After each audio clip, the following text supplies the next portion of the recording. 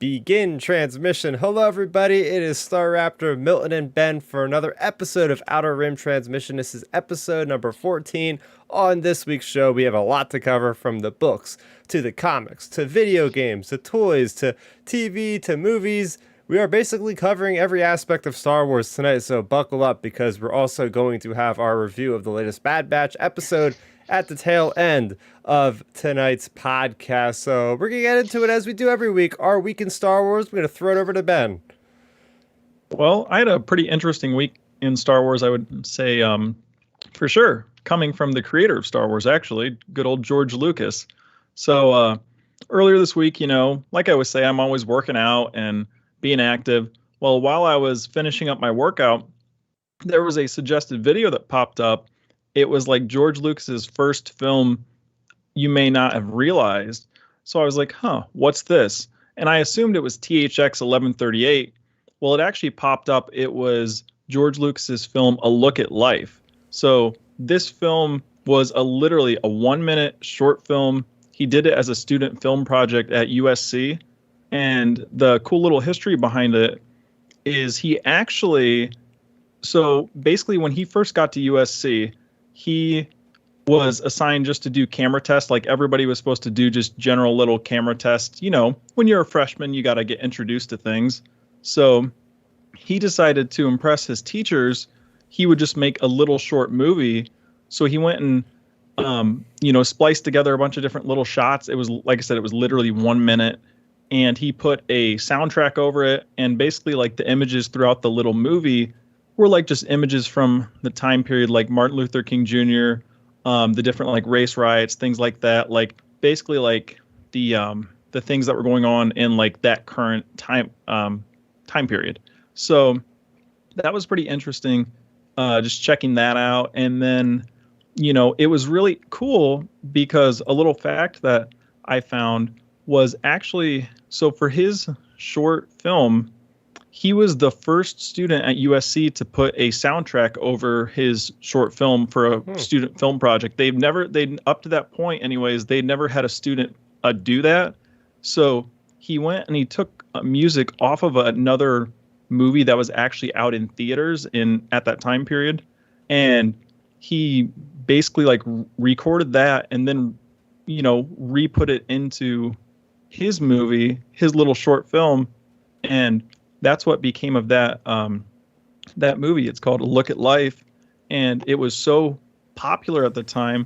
That's basically, it basically bounced around to like the little, like all the different little college film festivals and everything, and it was like a major hit for being a short and everything. And that's kind of what really propelled George Lucas like forward to start his career in filmmaking, which of course led to Star Wars. Yeah, it's really interesting because I've read biographies of George Lucas in the past, and one of the things that I believe he prides himself as being one of the first creators out there to put a soundtrack on the movie with American Graffiti. That's pretty cool that even back then he was already kind of, blazing new territory with putting that in a short film. And, the things he did with his short film that you're mentioning, I imagine that's kind of what he's doing now at the tail end of his life. With just, doing everything that's all just for his family and friends, because, there was an interview. He's like, what are you doing now with all your time? He's like, I'm just making some short films by family and friends that no one else will ever see, So, yeah, it's really cool. I actually never heard of that short film. Yeah. Fun little fact about it is you can look it up on YouTube. It's on YouTube. It's literally 1 minute exactly, just called Look at Life. And that's what it is. It's a neat little film. I watched it, of course, in 1 minute, and yeah, it's just a good little history lesson. It came out in 1965, so it was well before Star Wars or even American Graffiti or THX, and that little short film was so impressive. That was one of the big drivers that landed him his internship at Warner Brothers, which he then flipped to working as an intern under Francis Ford Coppola, of course, legendary filmmaker. Right. And, they had like a little clip of Francis Ford Coppola and they're talking. And, he was saying, he was wondering who this, bearded guy just standing at the side of his set was just staring at him all day. He said he wasn't looking anything else except for me, and he was just staring, just watching and studying how Francis Ford Coppola was directing and all that sort of stuff. So so it was just a cool little 10-minute video I found on YouTube talking about the history of it. And then I dove into it a little more, looking up some stuff about it, and yeah, it was a neat little week in Star Wars. Yeah, the history of the maker himself. It's always good going back to the roots, seeing what was going through George Lucas' head like several years before he started writing Star Wars. So, and we're gonna kind of go over that topic a little bit when we're talking about Leslie Headland again a little bit tonight. There's another story that came out about her in another interview, but I'm gonna throw it over to Milton. Any notable Star Wars adventures or experiences this week, man? No crazy adventures, no stop at a toy store this week, so sorry about that, fellas. But this one was actually more just me being a nerd, I guess. But I'm a big fan of documentaries when it comes to whether it's Star Wars or whatever. And this week I decided to revisit an old documentary that came out on the History Channel about 10 years ago. It's about Star Wars. It's called Star Wars: The Legacy Revealed. And this is one of the better documentaries I've watched when it comes to Star Wars, because it talks about the mythology, religion, politics of Star Wars, in the sense of where George Lucas got his ideas from. What's cool about it is the History Channel brought in a lot of like professors and filmmakers and movie critics to talk about not just how Star Wars was created, but how it impacted them, but also too where George Lucas pulled these themes from. And if anyone's interested in watching this documentary, it's on YouTube. It's about an hour and 30 minutes long, but it's just called Star Wars: The Legacy Revealed by the History Channel. It's a really good documentary. I highly recommend it. And I've probably watched it maybe 10 times total since it's come out. Damn. And every time I watch it, I've learned something new, and it still excites me to watch this documentary. It never feels old to me. Again, it's kind of like the movies. It's just always something new. So I decided to revisit that this week. And in another documentary that I decided to revisit because I was into Star Wars was the Revenge of the Sith making of the film documentary, which, again, the filmmaking itself and what these people do to put in, to cut a scene, to cut music, just to make things work is amazing to see. So watching those two particular documents this week has been very fulfilling, very exciting, and I really enjoy going back and seeing how George Lucas and his team put these films together. Because again, it's a lot of hard work, and I think as fans, we can be selfish and we forget that it takes not a day, it takes years. It takes thousands of people to put these projects together. So to see how George Lucas, again, does his movie-making process, how he communicates, I never get tired of it. It's like eating candy. Even though it's probably bad for you, I still love it. So, again, that's why I'm going to continue to watch these things, until the day I die, because they always bring me fulfillment.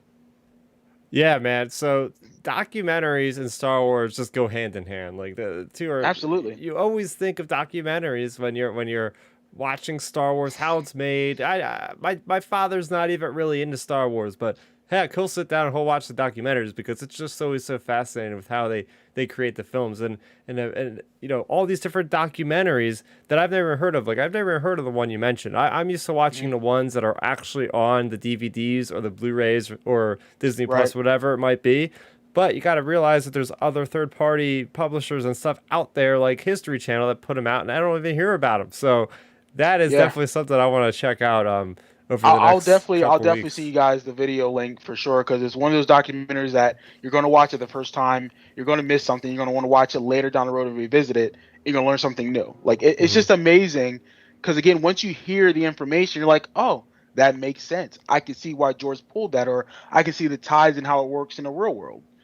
So to me, it's very entertaining, it's very enlightening, and it's just something that I will continue to enjoy, and I'll probably continue to discover more documentaries out there on Star Wars.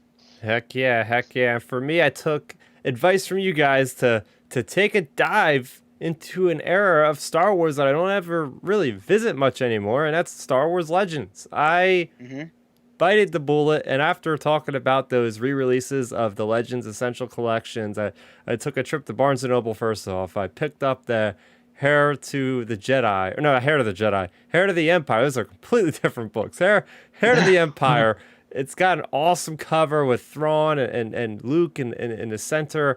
And I picked that up just, I'm going to collect the whole trilogy. I'm not going to just stop at that one book. But then I also downloaded the unabridged version of Shatterpoint. It's the novel I've never actually read. It's all about Mace Windu and the Clone Wars, and I've really been enjoying listening to it because this is a new recording version. For those of you that don't know, because I didn't really know, I didn't really experience audiobooks before. Apparently, there was some old audiobooks at for Star Wars Legends. They were only like 2 or 3 hours long, even though the books themselves should have been like 16 hours long. So they have been going back and they've been cherry picking some of the most honorable, some of the most popular legend stories, and they're re-recording them essentially. I know we have Rogue Squadron that is coming out in September. That's the next big audiobook they'll tackle.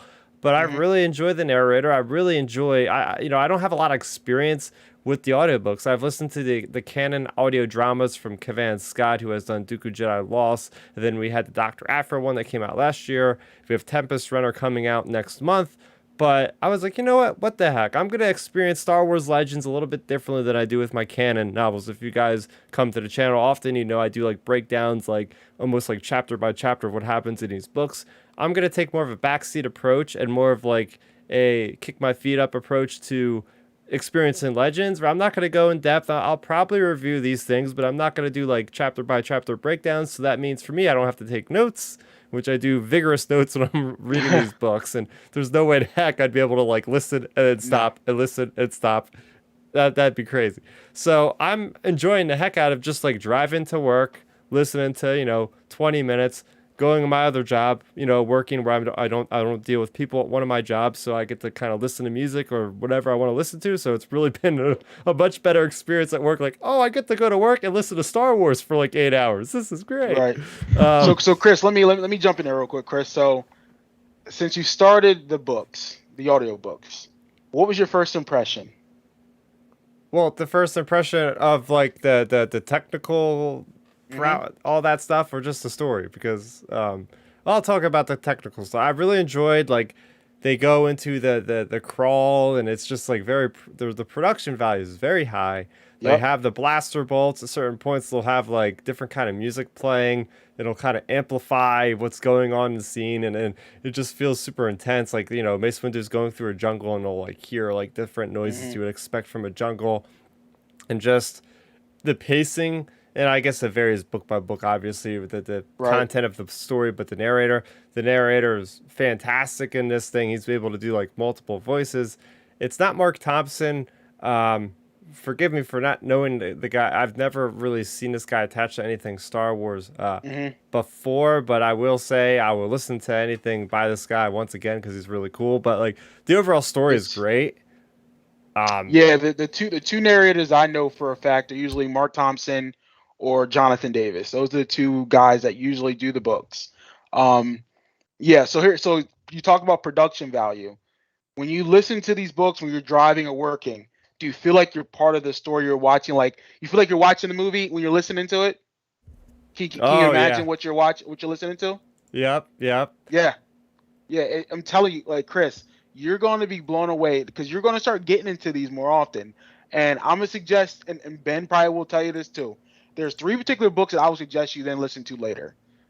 Darth Plagueis, because that one would change your mind. Like you will be blown away with the production value. And then these 2 Force Unleashed books, 1 and 2. They're both really good.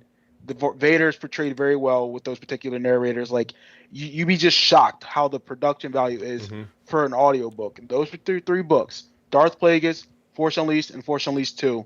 Check them out. Heck yeah. I always hear good things about the Force Unleashed with Galen Merrick and all that stuff. And because I never even knew his name was Galen Merrick until somebody was like, oh, it was in a novelization. Like I was just known him as Star Killer. Okay, so I did pull up the page here. I do want to give this guy credit where credit is due. And Sullivan Jones. I don't know if you guys have heard of the narrator before. He does a great double for voice of Mace Windu. But like just a quick overview of the story. During the Clone Wars, Mace Windu has this kind of special force ability, which is called Shatterpoint, where he's able to kind of analyze special targets and find out what their Shatterpoint is, find out what's their weakness, and then hone in on it. like he finds the shatter point of Jango Fett, right? And he's able to just dispense of Jango Fett there on Geonosis. And the beginning of the book is basically, the book feels kind of like a noir story. Like he's being a detective, sort of. He's going to this planet where his previous Padawan Depa Billaba apparently has gone rogue and has gone crazy, and people think that she has massacred a bunch of people. He's not believing that, so he's going there to investigate. Then this planet called Harun Kal, it's actually where he actually was born. So he's going back to his planet that he was born on. Mind you, as a Jedi youngling, he was basically taken there as an infant to the Jedi Temple, so he doesn't have any memories. But apparently his people, the Corran, are all like slightly force sensitive, like all his people from that planet. So it's this very interesting thing because you have the separatists there, but there aren't really any droids. Like the separatists have actually like paid for like these people to become like a militia. And at one point he gets captured, and now he's working for the militia, and he's trying to figure out what's going on with Depa Billaba. But yeah, this is really cool. It's really violent, I will say. Like there's people dying left and right, bleeding out on the streets. It's like very much like a guerrilla warfare kind of thing going on between like these inhabitants of the planets, like the natural people of the planet, and then you have the separatists that are trying to like buckle down on what's going on there. So far I'm really digging it, and like I said, I'll probably review it when I'm done with it. So just stay tuned for that. And before we get into our first official topic of the night, I just want to remind everybody that's watching, please make sure you go ahead and give us a comment in the chat. Give us a like. Let us know how we're doing. And we'll try to respond when we can. We already have one comment in there. Abu Nas, salute to the awesome three. Cleaning up while I'm listening. Hey, appreciate it, man.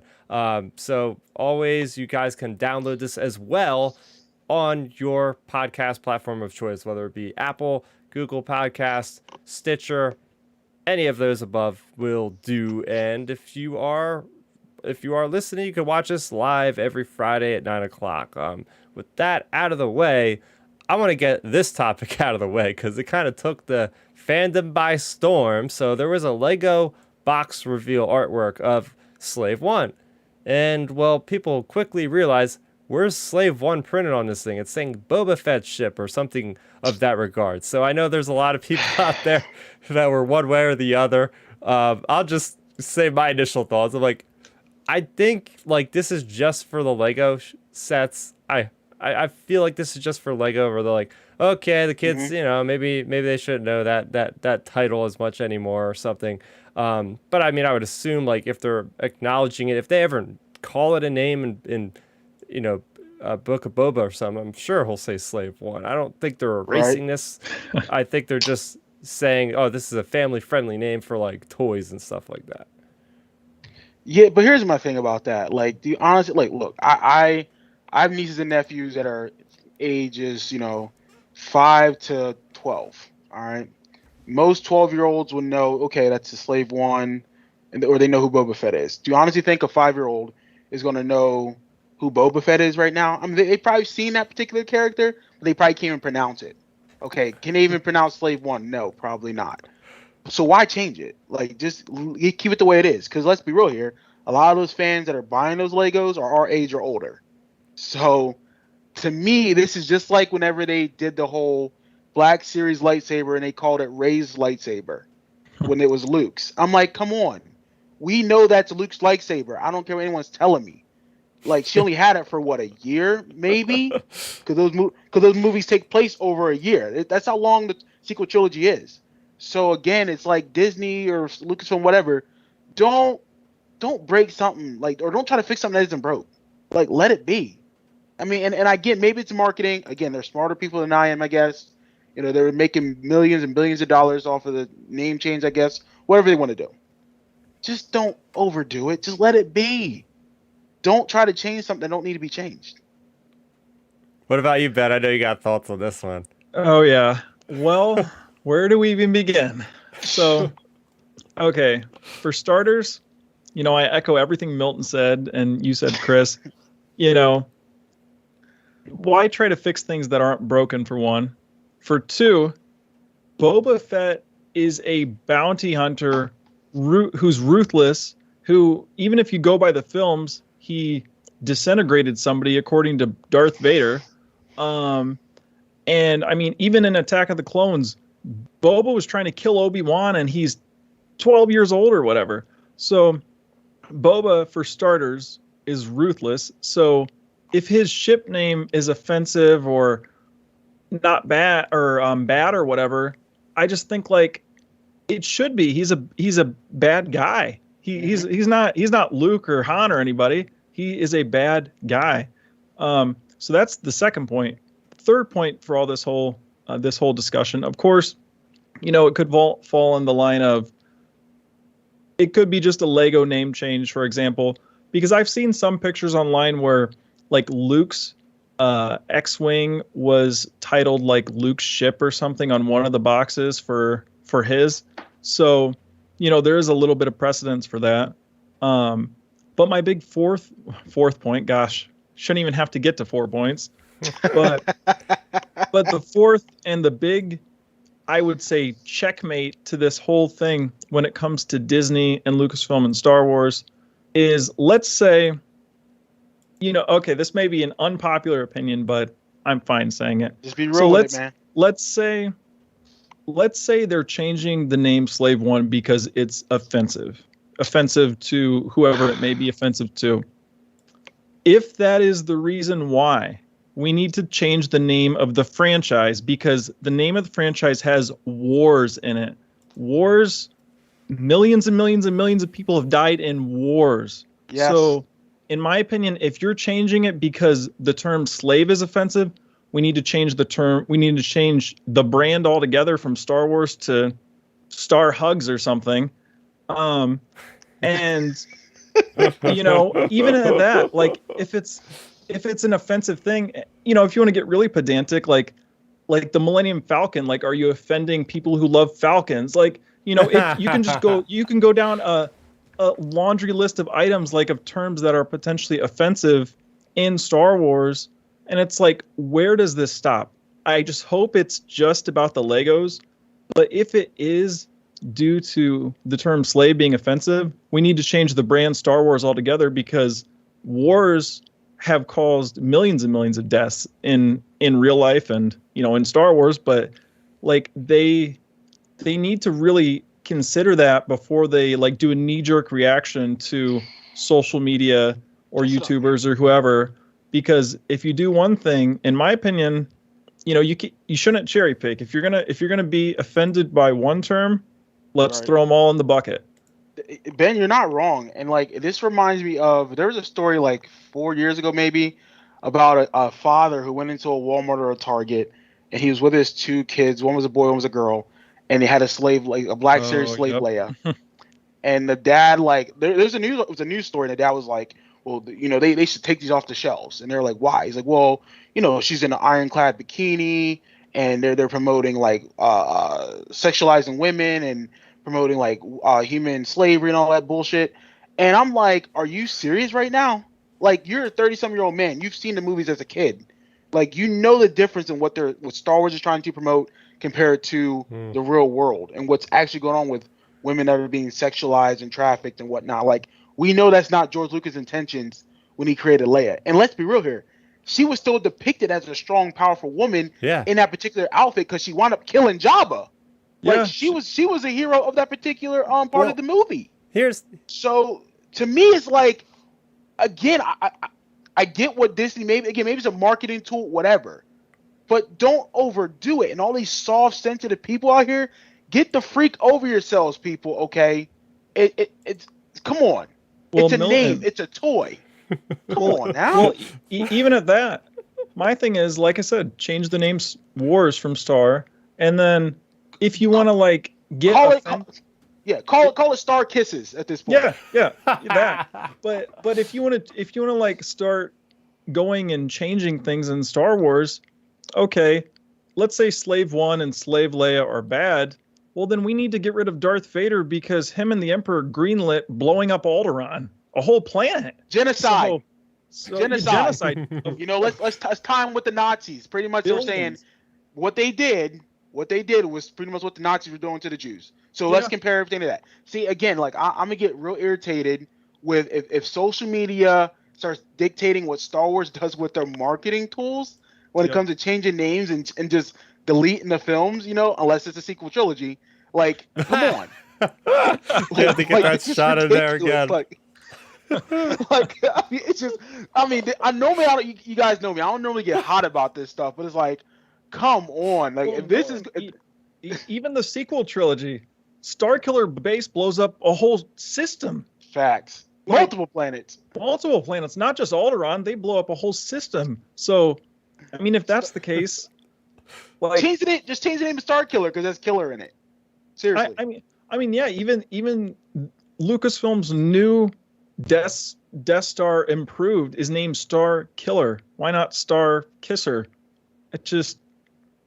I just shake my head at this type of stuff, because if it would come out, like if we get in episode 1 of Book of Boba Fett, and he goes, "Well, Fennec, I've had an awakening. There's been an awakening. Have you felt it?" And she'd say, "No." And he's like, "Well, I'm changing the name to Boba's Starship." Well, I swear to God, those reviews come out. If that actually happened, the reviews will be amazingly brutal. That show will get dunked on so hard if they do that. But see, Chris, this is your fault. This is a great topic you started off with today. I knew it was gonna rub some people the wrong way. We got to get that drama in right off the bat. But I have 2 points to this. You mentioned Slave Leia, great point, because I was going to bring up that was the other big controversy, like you said, 4 or whatever years ago. However, they changed her name to Hutt Slayer, which I think is just really badass, by the way, because I remember reading Star Wars Bloodline, which is that novel that takes place about 5 years before the events of Force Awakens, and it's all about Leia constructing the Resistance from the ground up, and she gets referred to by one of these villain underworld characters as, "Oh my gosh, we're dealing with the Hutt Slayer." Like, they fear her, So, like, that's what you said before. It's like, okay, at least she was a strong character, a very strong character in that moment. Whether or not she was wearing something a little revealing or not, she still played the role so well and took out, like, the leader of the Star Wars underworld. I mean, that's crazy. Another thing, though, to kind of finish this topic is just, I think it could just be chalked out to, I think it could be just maybe we're taking it out of proportion. Maybe it is just for marketing for, like, the little kids. Like, Legos are for kids, like, 7 and under or whatever. Even though a lot of people buy them at any age, it's fine. But, like, kid goes to the store. They're going to be like, "I just want to get Boba's ship." Like, I mean, I don't know how early I was calling a Slave One or whatever, or I was calling it. But, like, I could see, like, they're trying to simplify it just to, like, because that's what a lot of kids will probably call it, is Boba Fett ship, because they don't say Slave One in Mandalorian. Right. It's just like, oh, that's the ship that Boba Fett flies. It's Boba Fett's starship. Like, I could see them going at it from that angle, trying to increase sales or something from that degree. I don't know.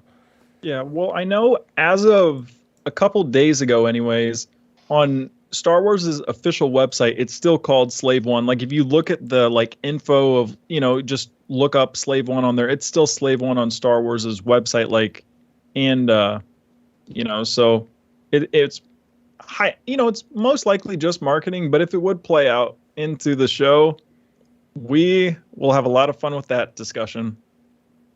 Yes, for sure. And we are going to talk about something we haven't really talked about before, to my knowledge, and that is the Rogue Squadron film directed by Patty Jenkins. This thing is coming out in 2023, and it's our next movie that we are getting for sure. We have a couple stories related to that tonight. We're going to break down one that came out right before we went live last week. I didn't get a chance to catch this one, so I'm bringing it back for this week. And we have the writer who has been confirmed. And the writer here this is from the Hollywood Reporter here. Rogue Squadron gets a writer. And let's see, Matthew Robinson. He's known for doing co-directing with Ricky Gervais in 2009 comedy The Invention of Lying. He is also known for a couple other movies that I haven't really had much experience with. Let's see, Edge of Tomorrow, Great Live, movie. Die, Repeat, Yeah, that movie's tight. and Repeat. Remake of Little Shops of Horror is also in development. So for me, this guy is kind of an unknown for me, just simply because I haven't really not saying he isn't unknown, but I haven't watched anything he's basically made. Right. So it's nice that Yeah, I mean, yeah. no, I'm about to say Ben or Chris. You mentioned he was a writer for Ricky Gervais. Like Ricky Gervais is like a really funny British comedian who's done a really good job at transitioning his comedy from England over to the United States. And I believe he was a part of the original Office. That's the London version. So, Hmm. and a lot of people love the American version of that show. So, what I took away from that particular article was that the humor, hopefully, is funny. I mean, it's appropriate. Hopefully, it works for Star Wars.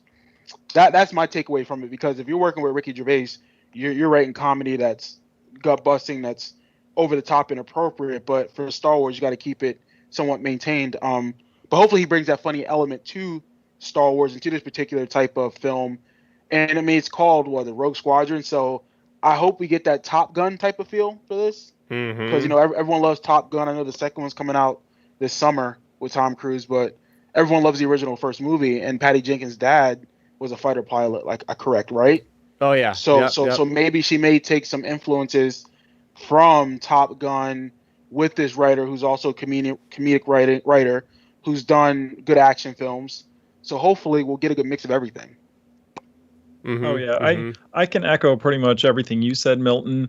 And then, as I said, Edge of Tomorrow. That's a really really good Yeah. movie. If anyone's never seen that before, um, and also to throw out there, along with those movies, Matthew Robinson also has been on another movie as of late in the last year or two. It was Dora and the Lost City of Gold, actually, just to throw that out there.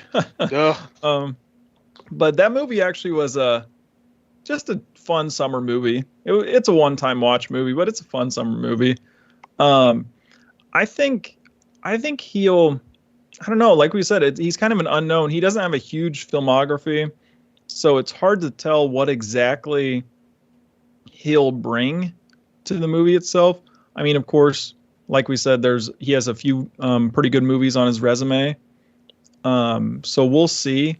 And I mean, I'm sure Patty Jenkins will have some influence on the Right. script, of course, which to me, I'm still up in the air on, because I think Wonder Woman 84 was really bad. So I don't know. We'll see how it goes, but it just all comes down to the story. As with any of these Star Wars projects, it comes down to the story, the time period, because the thing that keeps getting brought up is, like, new generation, future generation of pilots, etc. Is this going to be after episode 9? I mean, we're assuming, but what if this is Rogue Squadron directly after Return of the Jedi, leading up to the Kevin Feige movie, after, down the road? Right. So I don't know. We are still not really solid on where this movie takes place. So Yeah. Yeah. And so just to clarify, I might have said Edge of Tomorrow he wrote on. I'm actually mistaken. He's currently working on Live, Die, Repeat, and Repeat, which is apparently the sequel that's still in development. So he is currently Yeah. working on that as well. mm, But no, I just giving a quick thoughts on overall, what does this mean? Why am I even bringing this up, right? Just the fact that now we're starting to hear these stories come out, just like The Force Awakens, like every other week or something. It's like, oh, this person got casted, or they tapped this writer to get on. Like, it's nice to know, like, hey, the next generation of Star Wars films is getting up. They're starting production soon. I'll just bring right into the next story for Rogue Squadron. There's a video with Patty Jenkins out there, and she's literally like, yes, Rogue Squadron is the next movie that I'm basically working on right now. But I really was excited about is she's like, yeah, we are paying close attention and homage to the things that make Rogue Squadron great from the expanding universe, such as Matthew Stover's books, and she literally name dropped Matthew Stover, so that they're actually pulling stuff. They're Let's gonna pay go. attention to the novels and the freaking video games, which are what I've basically brought up on. So I cannot wait. I know those games and stuff. I believe at least the games were, I think they were set during the original trilogy, or at least very Yeah, close to I'm it. pretty yeah, sure they were too. yeah. But I mean, that's really nice to hear. We were talking a lot of last week about Leslie Headland and how she plays like Star Wars, Knights of the Republic, Jedi Fallen Order, and like she's gonna include things like that kind of spiritual kind of stuff into Star Wars. So it's nice to know that like a lot of these newer projects, they're going into the well and they're pulling out influences and different things that kind of help them get into the space more. Yeah, I know for me, when you sent that article about, this the writer of the Acolyte or the director of the Acolyte, correct, Chris? Yep, Who the who played showrunner. the Yep. games, your showrunner. When you sent that, I was actually I was probably more optimistic compared to my views on it last week, knowing that she does play the games, she's read the book, she's very much entrenched. That's probably the best word I want to use for that, into the Star Wars mythos and pulling things that fans really latch onto and they really enjoy. So it's nice to know that she has that background. So I'm going to start feeling a little bit more comfortable. I would assume, or I guess at this point, that she's going to handle this property correctly. And knowing that she is a fan of these properties gives me some peace. However, I'll be devil's advocate on this. Do we always want to have fans directing our properties that we love? Not always, but in this case, I'll give her the benefit of the doubt. She hasn't shot anything. I'm sure they write in scripts already, but I'll give her the benefit of the doubt. And so after reading that article, at least seeing parts of it, I'm somewhat starting to back off a little bit and say, hey, give her opportunity to make this show, because I know she actually is a fan. She understands the mythos compared to some other writers that we know, or directors, Ryan Johnson. You know what I'm saying? So, yeah. Yeah.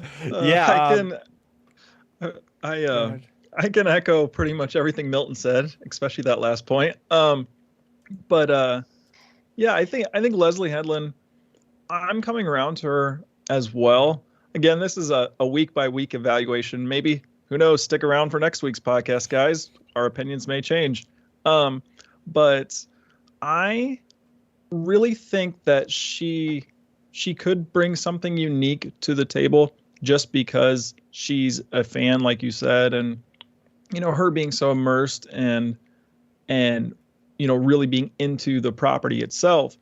And it's good, though, she's shown her talent outside of Star Wars versus just being someone who's came up on the inside, like a lower level person working their way up, etc.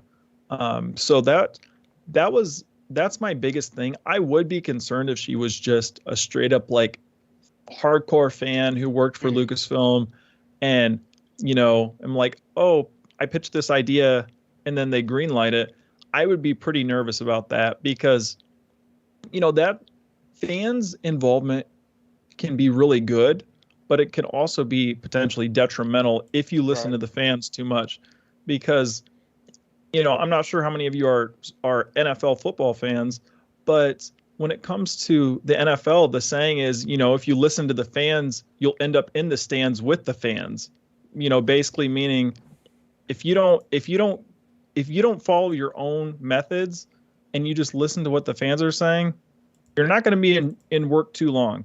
So I just think Leslie Headland brings a really good balance to that, potentially. Yeah. I mean, I was optimistic when it came to everything leading up to The Last Jedi, and we saw how that went. So, I'm giving her a chance. And, hey, it's a series, so she's going to have time to, like, build her Star Wars resume, I guess you would say.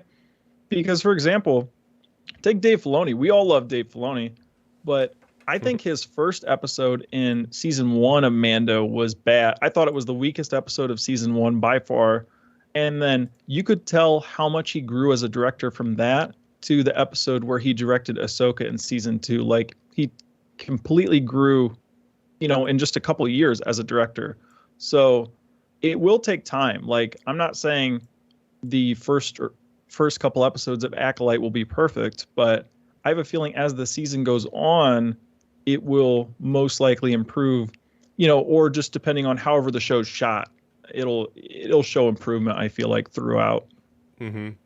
Yeah, so the reason why I pulled Leslie Headland for a topic tonight is she also did another interview for The Wrap. I don't know what's going on, because she's like really like, I don't think she's necessarily promoting anything right now. I think people are just getting her to talk about The Acolyte, and I'm all about it, because I'm like, yeah, I'm super excited for this darn show. I'm very interested in it. But she was talking a lot about how her influence was really the Phantom Menace. Like that's kind of like what really brought her into like the pinnacle of her fandom when she was like in high school. That movie came out, and All right. she was always interested and curious about what were the events that actually led up to that flashpoint that was the Phantom Menace. What happened? How did the Jedi become so dogmatic in their approach to what they were dealing with, the problems all over the galaxy? Why were they just sitting around? Why were they just going like just through the same old processes time and time again?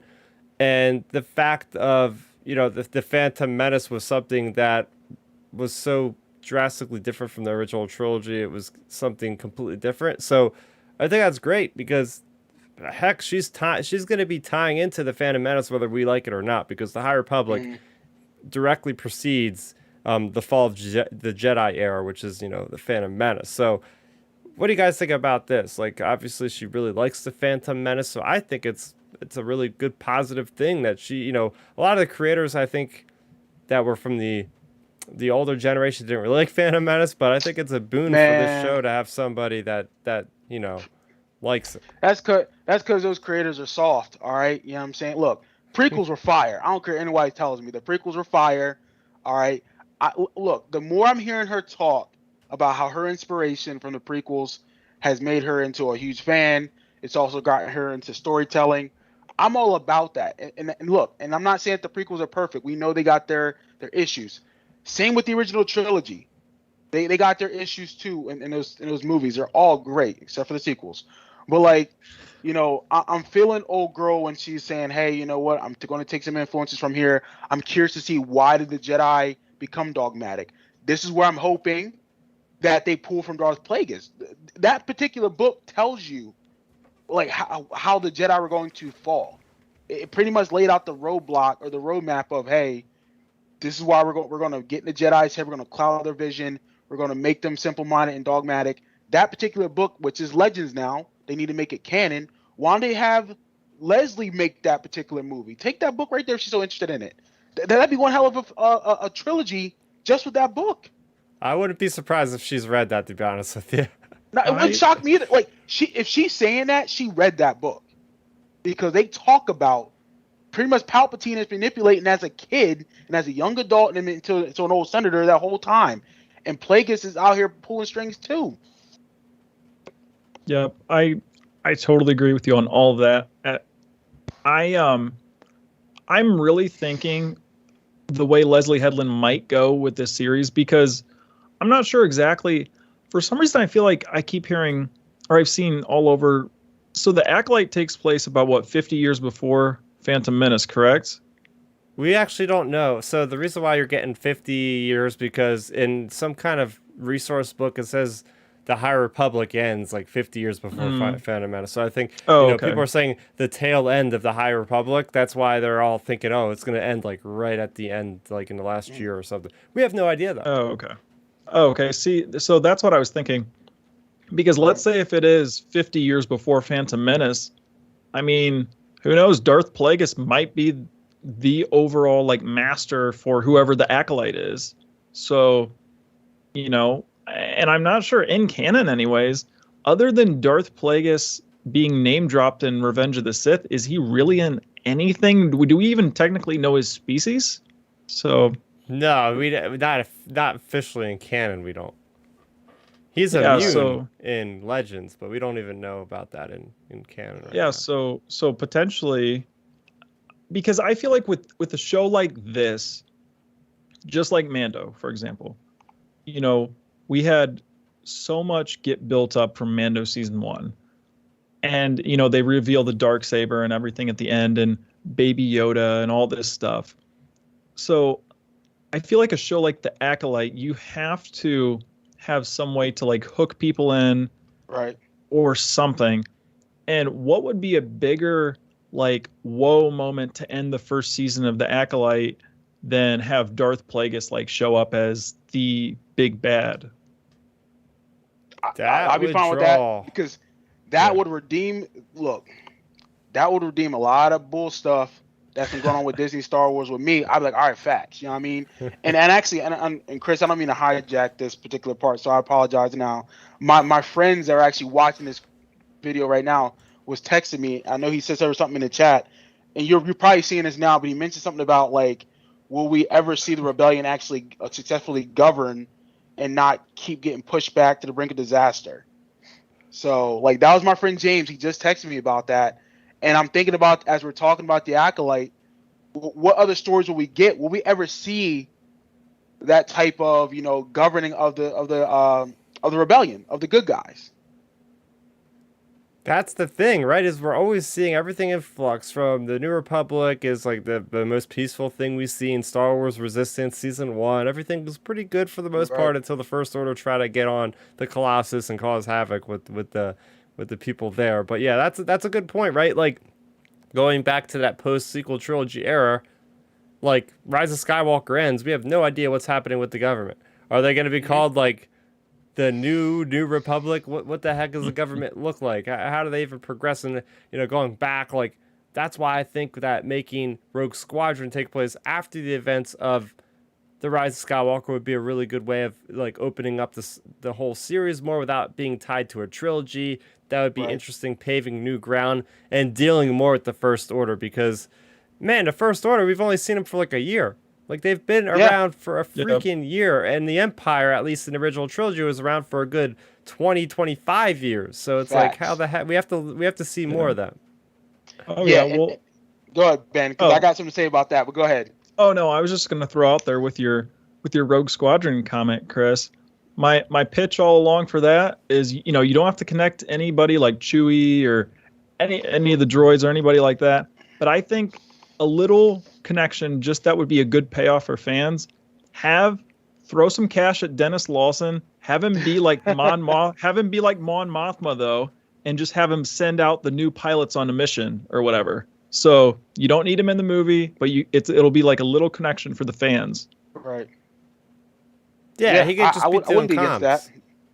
Yeah, go ahead, Chris. Yeah, he could just be like doing comms. Like he's like the tactician that's back on the main ship there. Like, okay, you got to go take out this squadron and go to this ship. He doesn't have to be a fighter, and that's perfectly fine. Like anybody could do that to the age of 90 years old. He's not going to be involved in action. He just sits there as a leader.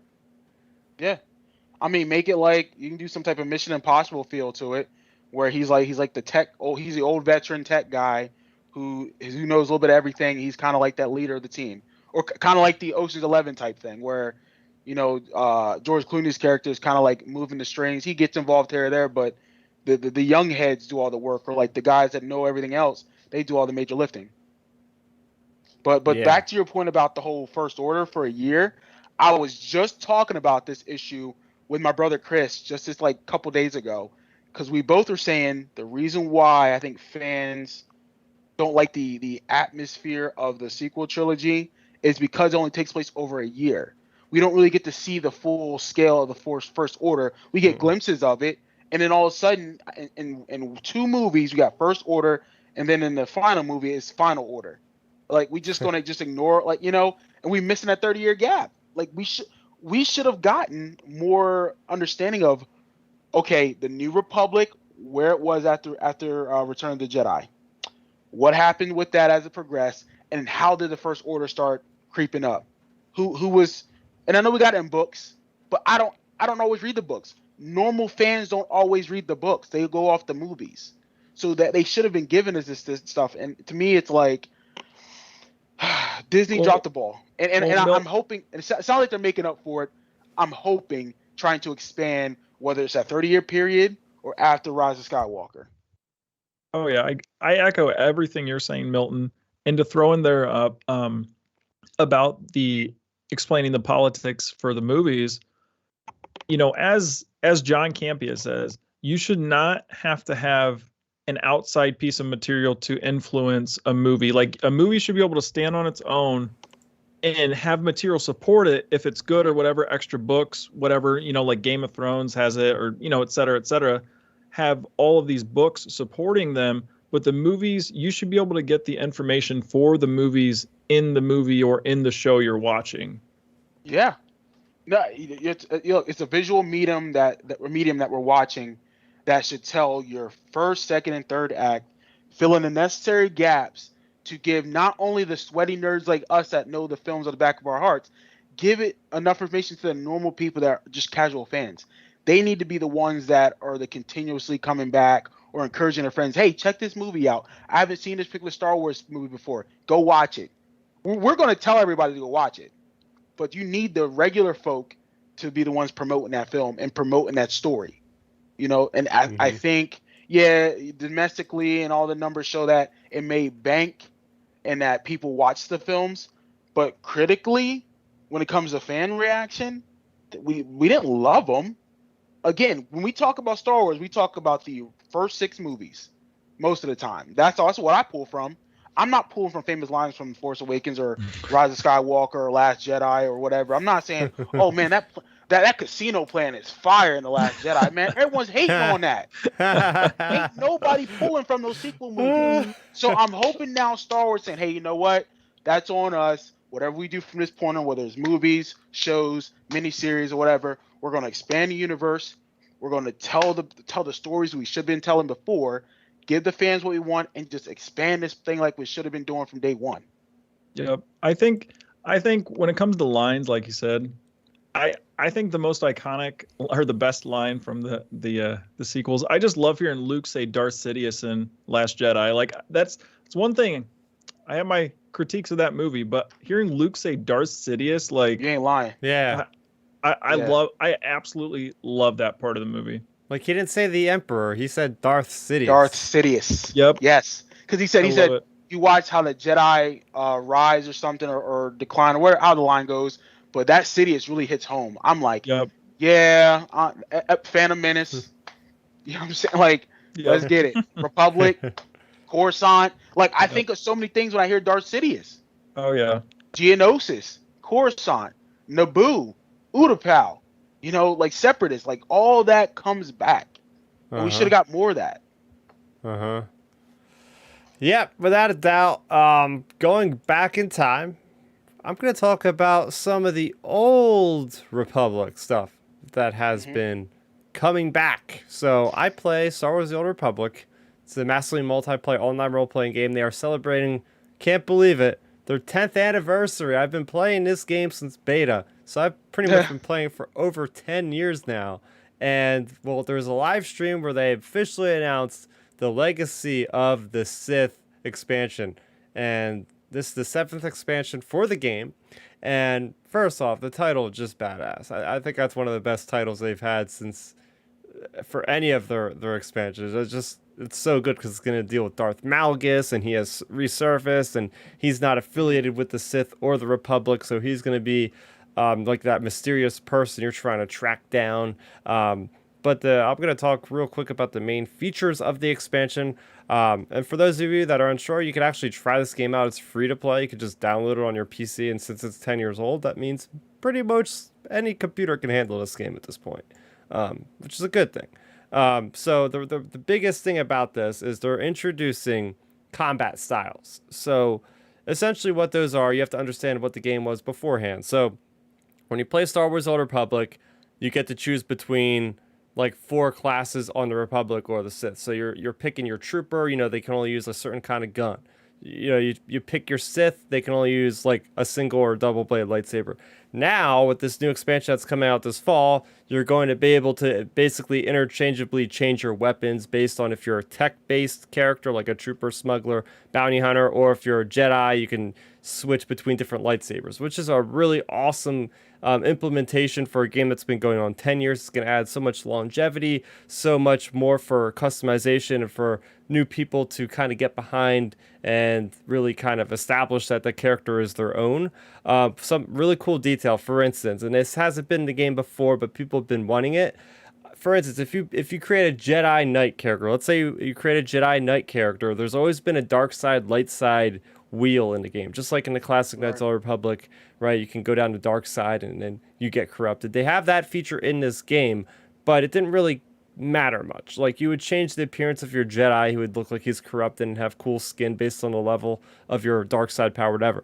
But now that they're opening up these combat styles, what will happen is, let's say you're a Jedi Knight, you eventually get to that corrupted state, and you'll actually be able to start using like chain lightning now, and changing your lightsaber to like a red lightsaber and having the moves of like a Sith. So it's really cool how they're going to have like repercussions if you play Jedi characters. And same could be said for the Sith. Let's say you make a Sith, you could actually turn to the light side and start using like light side moves as a Sith character. So that is something that really, really excites me with this game. You're going to return back to Manan. That will sound familiar to anybody that's played the classic Knights of the Republic video game from 2003. Manan is this like almost a Camino like, but it doesn't have rain. At least when I played in the game, it doesn't have rain. It's like the main place where they create Kolto, which is like the precursor to Bacta. So the Sith and everybody are very interested in what's going on in Manan, so you're going to be able to go in the underwater tunnels and all around Manan, which has always been one of my favorite planets in Star Wars. There's going to be a new flashpoint, which is like your instance dungeon, if you will, from World of Warcraft. Like, you know, you get together with 3 other players and you go through like this, you know, this instance, this dungeon. It's going to have a Sith fortress. There's also going to be a new raid that's coming out, and looking at concept art right now, and it looks like a bunch of routes. So I'm automatically thinking, oh my gosh, are they tying in with the High Republic with the Dren gear or something in this thing? And there's a new season where you're going to be able to unlock a new companion that looks like Cad Bane. It's a Duros, so that's really cool. And lots of quality of life things in the game. But it's just really cool because like this is the longest running Star Wars game by a long shot. The fact that this thing, they're changing the quintessential gameplay this far into the game makes me realize this game's not going anywhere. I know they're generating a lot of money. They you know, it's published by EA, so there's lots of microtransactions. They have a cartel shop, which is basically you buy cosmetics. There's nothing that is pay to win in this game at all. If you want to buy an armor set that looks like Darth Revan, yeah, you can go spend $10. You know, you want this really cool weapon that looks like it's the Mandalorian's like cycler rifle or whatever, the disruptor rifle. Hey, you could buy that for like $5. So it's very cool cosmetic stuff, but it's what's keeping the game alive. So for me, for somebody that has been playing this game for 10 years, I just wanted to shout that out because, you know, and it's important to say this because at the time of recording, this is the only game or whatever that we've heard for Star Wars this year. We just had E3. It was crickets when it's concerned with Lego Star Wars. When it's concerned with Star Wars Hunters, I can't say anything about Fallen Order yet because we're going to have probably some kind of information coming out of EA Play on the 22nd. But right now, at least I know that I'm going to have some new kind of Star Wars game experience to play this holiday, and I'm really excited about it.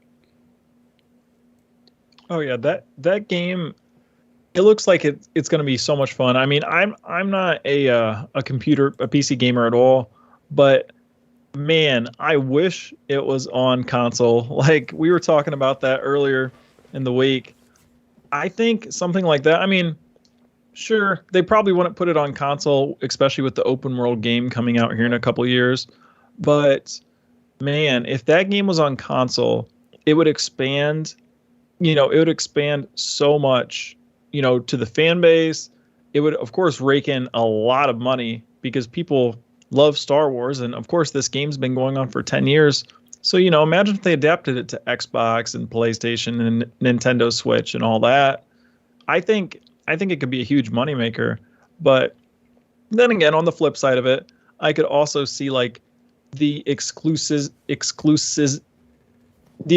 feel to the game, like where they don't want to, you know, they don't want to like offend or bother the people that have loyally been playing on the PC. Like I could also see it from their, you know, their perspective where it's like, hey, we don't want to, you know, we don't want to hurt our core gamers that have been playing this game and sticking with us for so long. You know, I can see from that point of view. But as I said, I feel like it's such a big potential opportunity for Star Wars, for EA to make money, to expand the brand. I mean, EA loves to make money. If anybody's ever played any EA games, like they know EA loves money. So I just think I was having a pretty intense discussion with somebody on Twitter about this today or yesterday.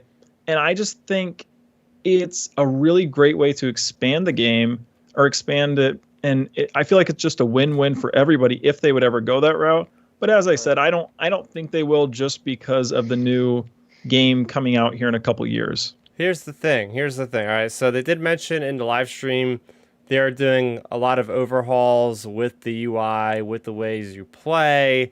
Now with this new class-based thing where it's combat styles and you're not tied to like a specific weapon and all, that leaves them the ability to maybe start squishing some abilities together, basically meaning they're gonna like maybe minimize the amount of buttons you're gonna have to press and stuff like that, which could lend itself to like more of a console friendly approach. Because here's the thing, you never see a game like World of Warcraft on the console because there's a lot of hotkeys. It's just better for like mouse and keyboard. You have to tab different targets and all that. Not saying it's impossible. Like you look at the console now, and I believe you have Final Fantasy 14 on there. I believe you have, well, I know for a fact you have like the Elder Scrolls Online, which is set up to be more of a console game, but it's not impossible. There's been plenty of MMOs in the past. And, you know, this would be an opportunity. They're not going to do a new engine, because if they had to do a new engine, it's basically they have to make a whole new game, essentially, from that part. But, you know, maybe they can figure out a way to change. If they change the UI, maybe they can throw it up there on PlayStation and Xbox. Could be interesting. I know Abu Nas is saying in the chat he also plays the game, so that's awesome. Another Star Wars: The Old Republic player out there. I'm playing on the Starforge server, man. So if you ever want to group up, there you go. Yeah, I used to play the one back on Xbox back in the day, Knights of the Old Republic. I played that one. Now this one, the Old Republic, I've seen like the trailers for it. Was those cinematic trailers for that game, for the Old Republic game, is fire, by the way. Like just like with Ben, I'm not a huge PC player when it comes to this type of stuff. I've always been interested with this particular game itself. I think eventually, once I take some time to actually look into it and probably talk to you, Chris, about how I should play it, I think I will play it eventually.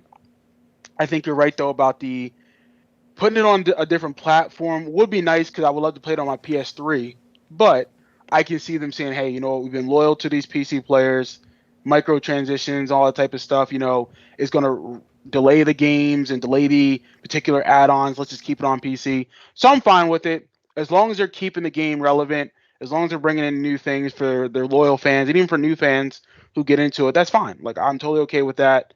The only thing about EA right now is that Madden for the last 5 years have been kind of garbage, just saying.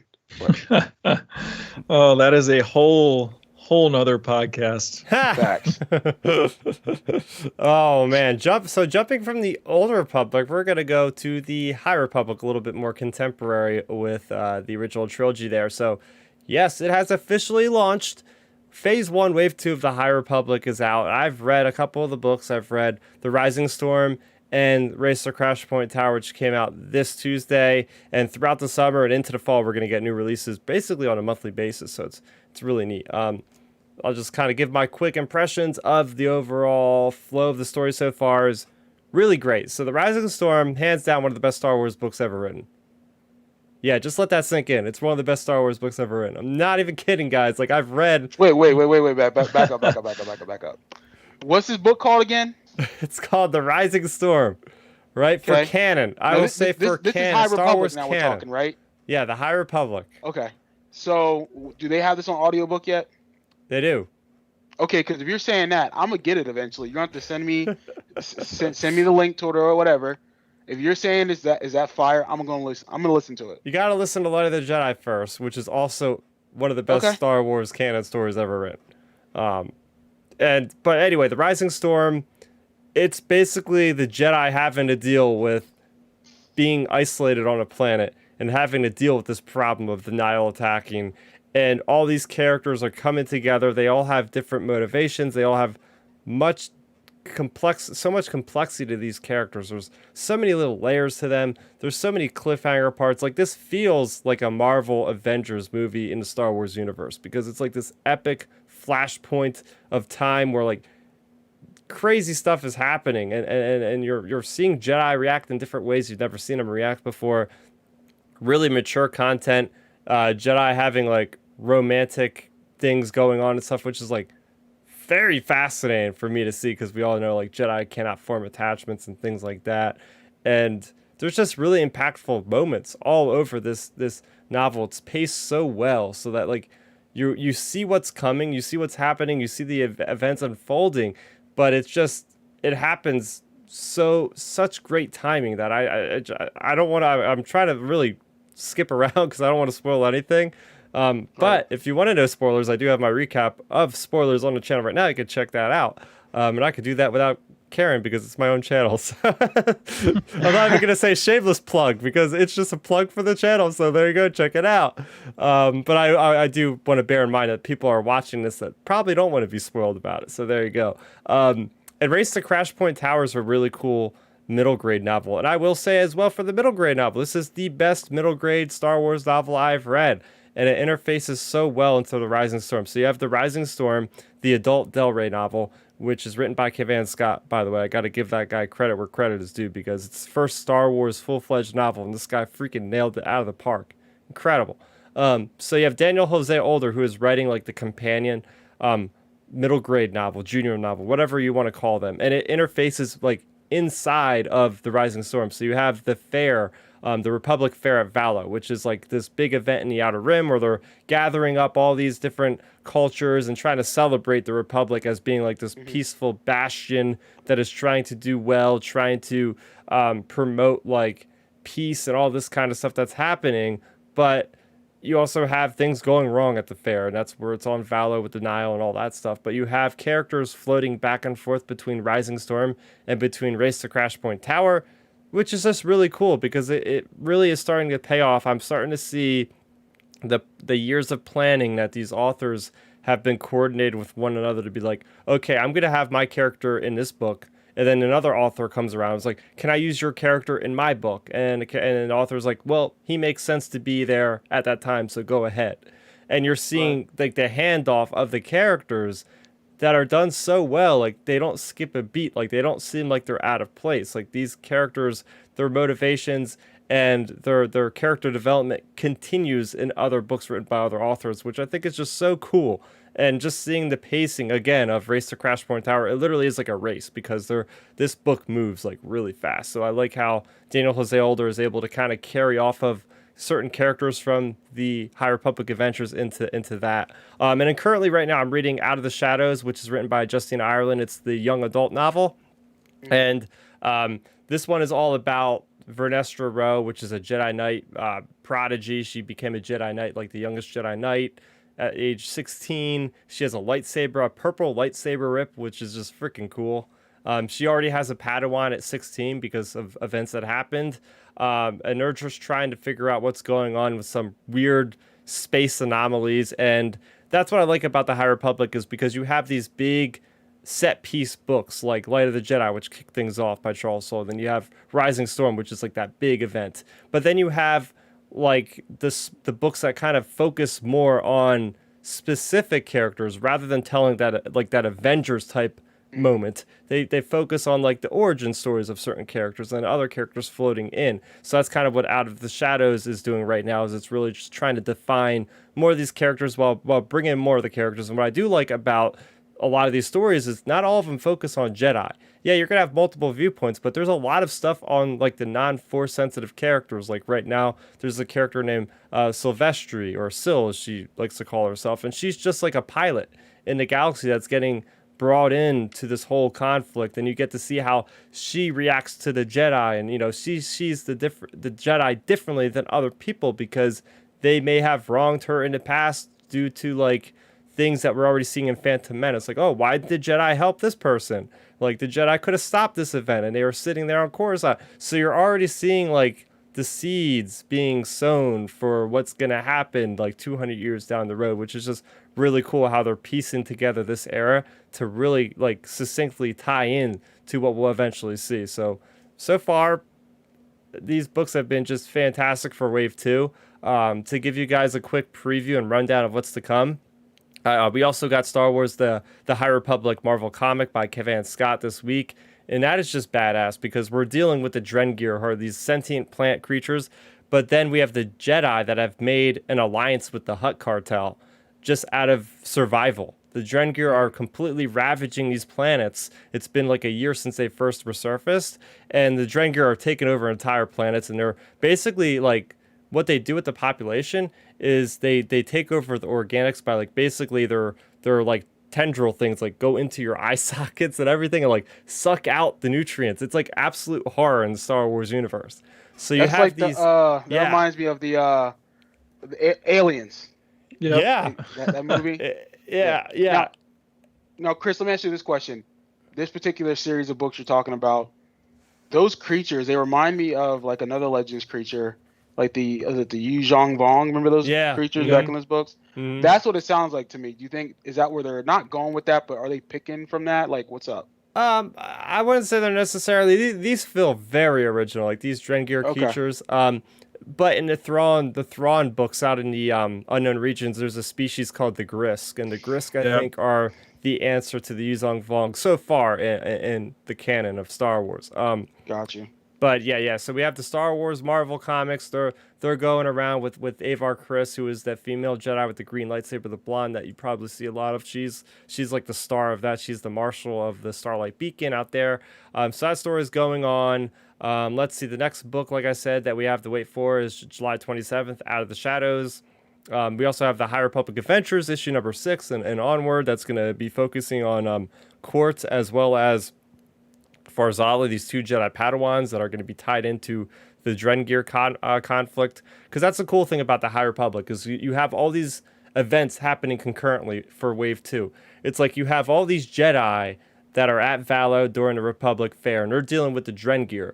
But then in the Marvel Comics, you have, over here, you have Avar Kriss, you have Tarek and Sarek and Keeve Trennis and all these other Jedi dealing with the Drengir, because the Republic, this starts as a very peaceful time in the beginning of the High Republic. Oh, everything's great.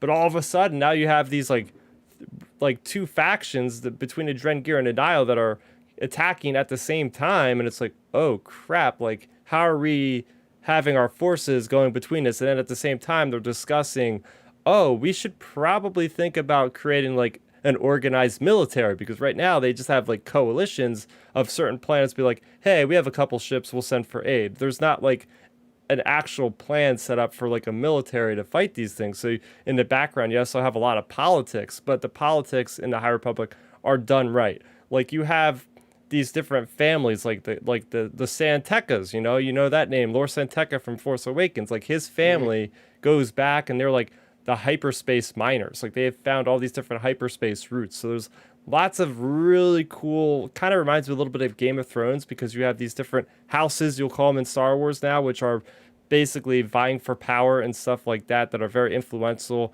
have places on Coruscant and whatnot.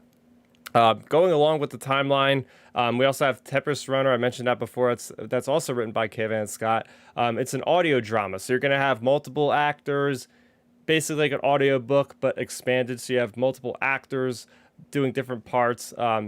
Very, very high production rate. That's going to be on sale August 31st. You also have, this is really cool, you have a manga of the first like official Star Wars. This is an original Star Wars story. It's called The Edge of Balance. It's written by Justina Ireland. The story is also by Shima Shinya, with art by Mizuki Sakakibari. That's out on September 7th. So now we're seeing the High Republic starting to branch out into other mediums, not just books and comics. We're getting manga.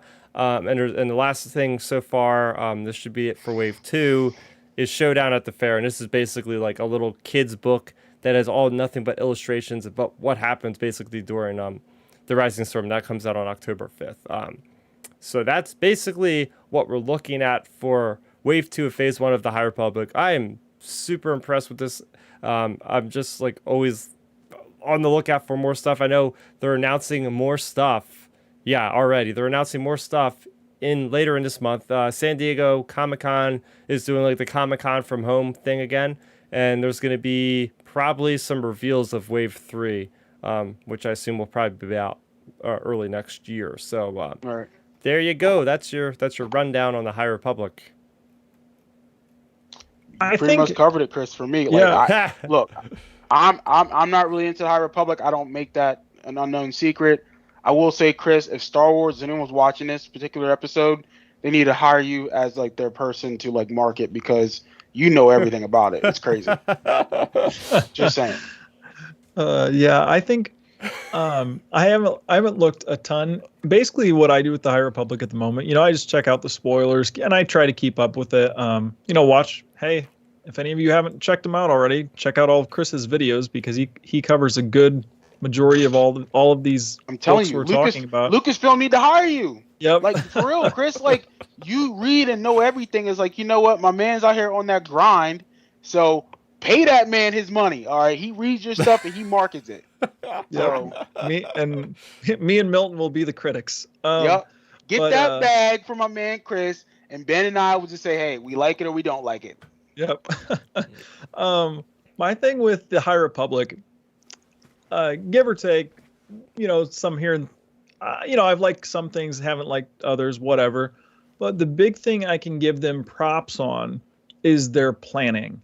They've really seemed to plan really well. They've taken so long to plan out all of these books and comics and young adult books and kids books and everything. And to me, you see that level of planning, and then I just scratch my head and go, where is this for the movies? Because I'm like, you can put in this much effort into the books, Yep. but then the movies where you're raking in billions with a B, billions of dollars. Mind you, capital B. Yeah, capital B, all bold letters. Facts. You're raking in billions of dollars, but you're seemingly not planning it. I mean, not to go too far on a side tangent, but Daisy Ridley talked about before going into episode 9, they really weren't sure exactly who Rey's parents were. Like, they didn't know if it was a Palpatine or a Kenobi or Skywalker, whoever. Like, they weren't, JJ wasn't exactly sure. So, that type of non-planning, it's just disappointing because you see all of the amazing details and tie-ins and, as you said, Chris, like some of the stories of some books are taking place inside the events of other books and et cetera, et cetera. And then I just look at the movies and I'm like, please just put in like half that amount of effort into the movies and we'd be set. Yeah, I do want to address. We have a question real quick. I want to address this and we'll continue. Christian D'Annabelle, they are asking, is High Republic good for my 7-year-old though? Seems like they're including kids content. Yeah, definitely. That's the cool thing about this is it's all ages. There's lots of different specific stories I would think you should read. Some of the adult books, they can get into some racy territory as far as, like I said, attachments with the different Jedi romance, stuff like that. A lot of death, a lot of gory death. But they do have the IDW comics, which are the Star Wars Adventures all-age comics, and they're really good. Like, they are the best IDW comics I've read for Star Wars. Same with the middle grade novels. You got A Test of Courage. You got, like I just said, Race to Crashborn Tower. That's an all-age book. It's very good, but it's very intellectual. There's a lot of stuff I've seen in these middle grade junior novels that, they deal with things that are a little bit more mature. Not saying it's like, oh, my kid can't read this, but it's nice that they're actually trying to push the limits of the kids and push their imaginations forward like that. And you could probably get away with reading some of the young adult books like Out of the Shadows probably and Into the Dark, stuff like that. So yeah, definitely. And they have those little storybooks, like I was saying. Like, they have one that recaps basically Light of the Jedi, and there's one that kind of recaps that's going to be out in October. That's going to recap the adult novels for like young kids, so they don't have to read through the full novel. So they are really covering all the territory when it comes to like having that full approach for everybody to get something out of it. So yeah, definitely. Go ahead, Marlon. I know you were saying. So I'll say big shout out to my boy Chris who asked that question because he and I grew up together. He and his brother and I, James, grew up together. He's a big reader, so I know Chris is all about finding something new to read, especially with his son Gio, my little nephew. Like Chris, this is where you need to come to get your Star Wars content when it comes to the books, because my man Chris here, he breaks them down weekly, whether it's comic books, junior novels, big novels, whatever. Like, this is the guy you need to come to. I know I'm a big nerd, but he's your guy right here for the books. So come check out Chris's channel to get that type of content, to get those reviews, because I know you and your son will really enjoy those books.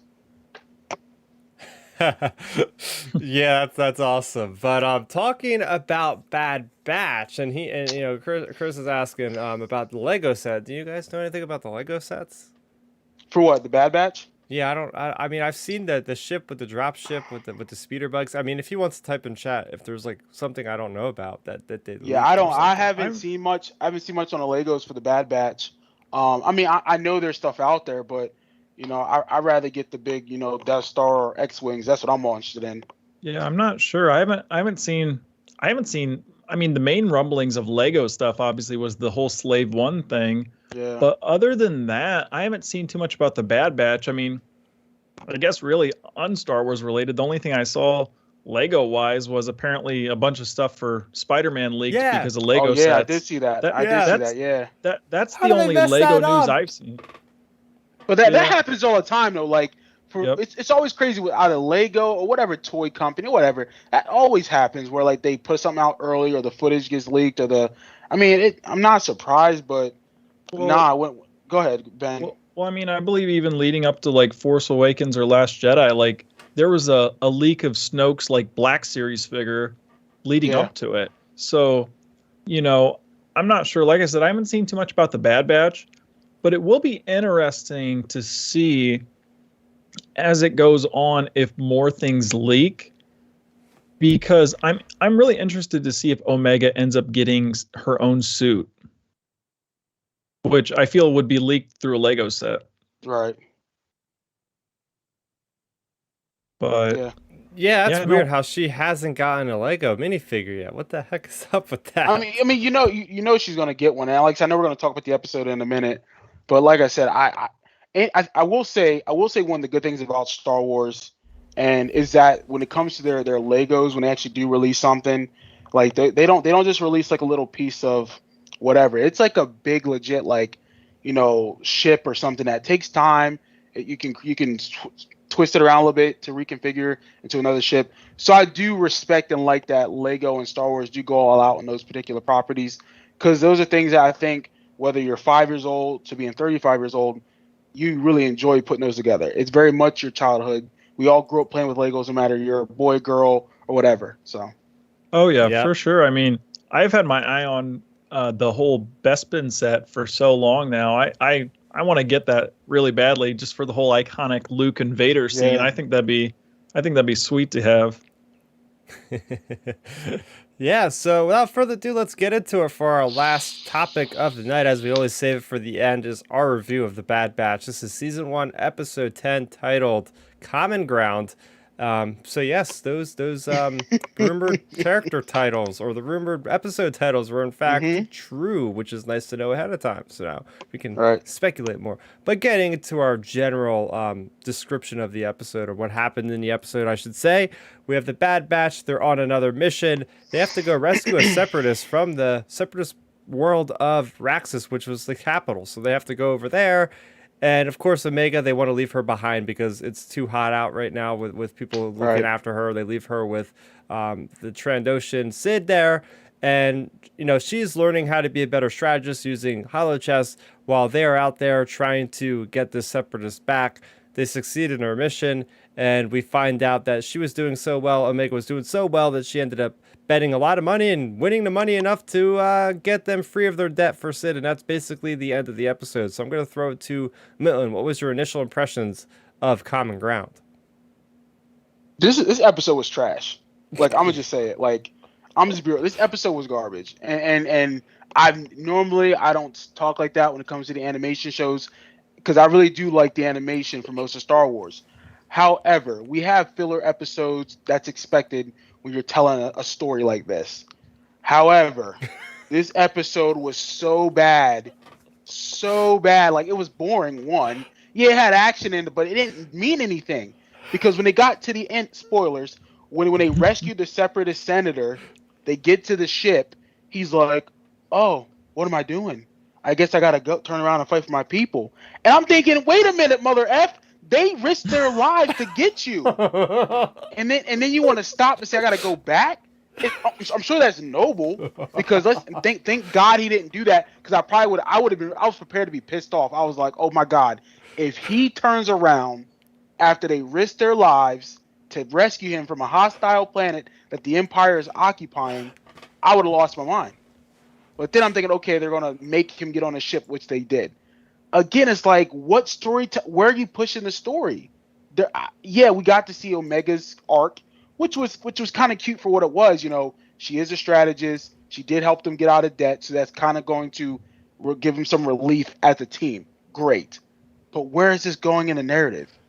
Where is this tie into A, B, or C, or D of the narrative of the whole arc of the show? I don't know. Honestly, like, yeah, they rescued a separatist senator. He's not Bail Organa. He's not Mon Mothma. So he don't got much power that I know of. Yeah, I've never seen the guy before. Have you? That's what I'm saying. So like, it'd be different if they rescued Mon Mothma. I'm like, okay, she makes sense. Like, she's going to have an impact on Star Wars. This, I was like, what are we doing here? Honestly, I just thought it was just like, okay, just let's just fill this in. But it's a trash filler episode. It was garbage. Like, that's the best thing I can put it. It was trash. I will say though, I mean, there's some good in this episode if you look for it. What they did in this episode is they did world building, whether it be a little shallow in my eyes. Like, there we go. That's the only positive because of Raxus. Is that what it's called? Raxus, the planet. Yeah. Yeah. Okay, that was cool, and we saw it a little bit in Clone Wars. In Clone Wars. Yeah. But to see it more, I was like, okay, this planet does look kind of tight, but that's it. Yeah, because I was really caught in the beginning of the episode. I was really linked in there because it was like, okay, this guy's straight up denying the Empire. Like, he doesn't even have an army. Like, he has no droid. As you see, there's no droids. They call him a separatist. The droids got deactivated by Anakin on Mustafar. I've been wondering about this. Like, hey, there's probably separatists still out there. So what exactly are they doing? So we get a good example of what's happening. The Empire just kind of comes down. They're basically taking over the planet, and they're putting this guy, a torture droid, to this guy. So I thought it was really interesting, like, how that is going to happen, how that's working with the Empire just taking over these separatist cells, what they're doing there. I mean, this isn't related to a plot, but I mean, this is a really good achievement in animation. You look at those trees, you look at the lighting, it was top notch right there. It was damn good. Chris, you won't get an argument from me about that. Like, I will say that's the one consistency about these Dave Filoni particular properties, how they look good. They expand the universe in the sense of what we're looking at, where we're going. Fire. You can't deny that. Everybody loves Filoni for the most part. You got some critics out there here or there, so be it. But when it comes to this particular story, now I'm assuming he didn't write this particular story. Yeah. I'm sure he oversaw the production, all that type of stuff. But it's like, man, what? Ben, you said this plenty of times. And you said it in our chat today, in our group chat. This show's kind of fallen off the rails the last couple episodes here or there. There's episodes here or there where it's like, wait a minute, what are we doing? Like, we want more Empire. We want to see what's going on between the conflict between Crosshair and his brothers and how he's dealing with the chips and the expansion of the Empire. Like, that's what fans, I would assume, want to see. And clearly, I want to see how things work out with these particular band of troopers. But don't give me some BS rescue mission that don't mean nothing. Yeah, the resolution at the end was a little weak because you have the separatist guy walking with Sid, and I was expecting like at least some good knowledge of information to come out of him. After all that, right. like, oh, here's some more allies. I think you guys should you guys should go to. I have this information for another cell that's going to fight against the Empire. You guys should check them out. And it's like some well-known name we know about. Right. Like if you would have done that, the episode would have mattered so much more in my eyes.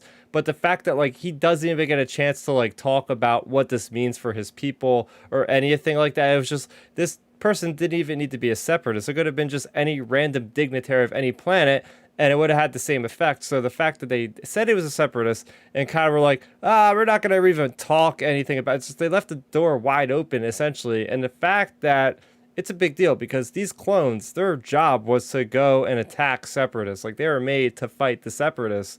And how easily they were able to just like, who knows, it's been a couple weeks, a couple months since Order 66 and everything changed. It's like how fast they are to actually go and help this guy, which is just shocking for me. It's like, wait, so they're programmed to fight them and all of a sudden they're just gonna be like, okay, let's go save this guy. That was a little bit too quick of a turn for me. I don't know about you guys about that, but good point. And like I said, I know Ben, you're chomping at the bit. I'm gonna just make it real simple.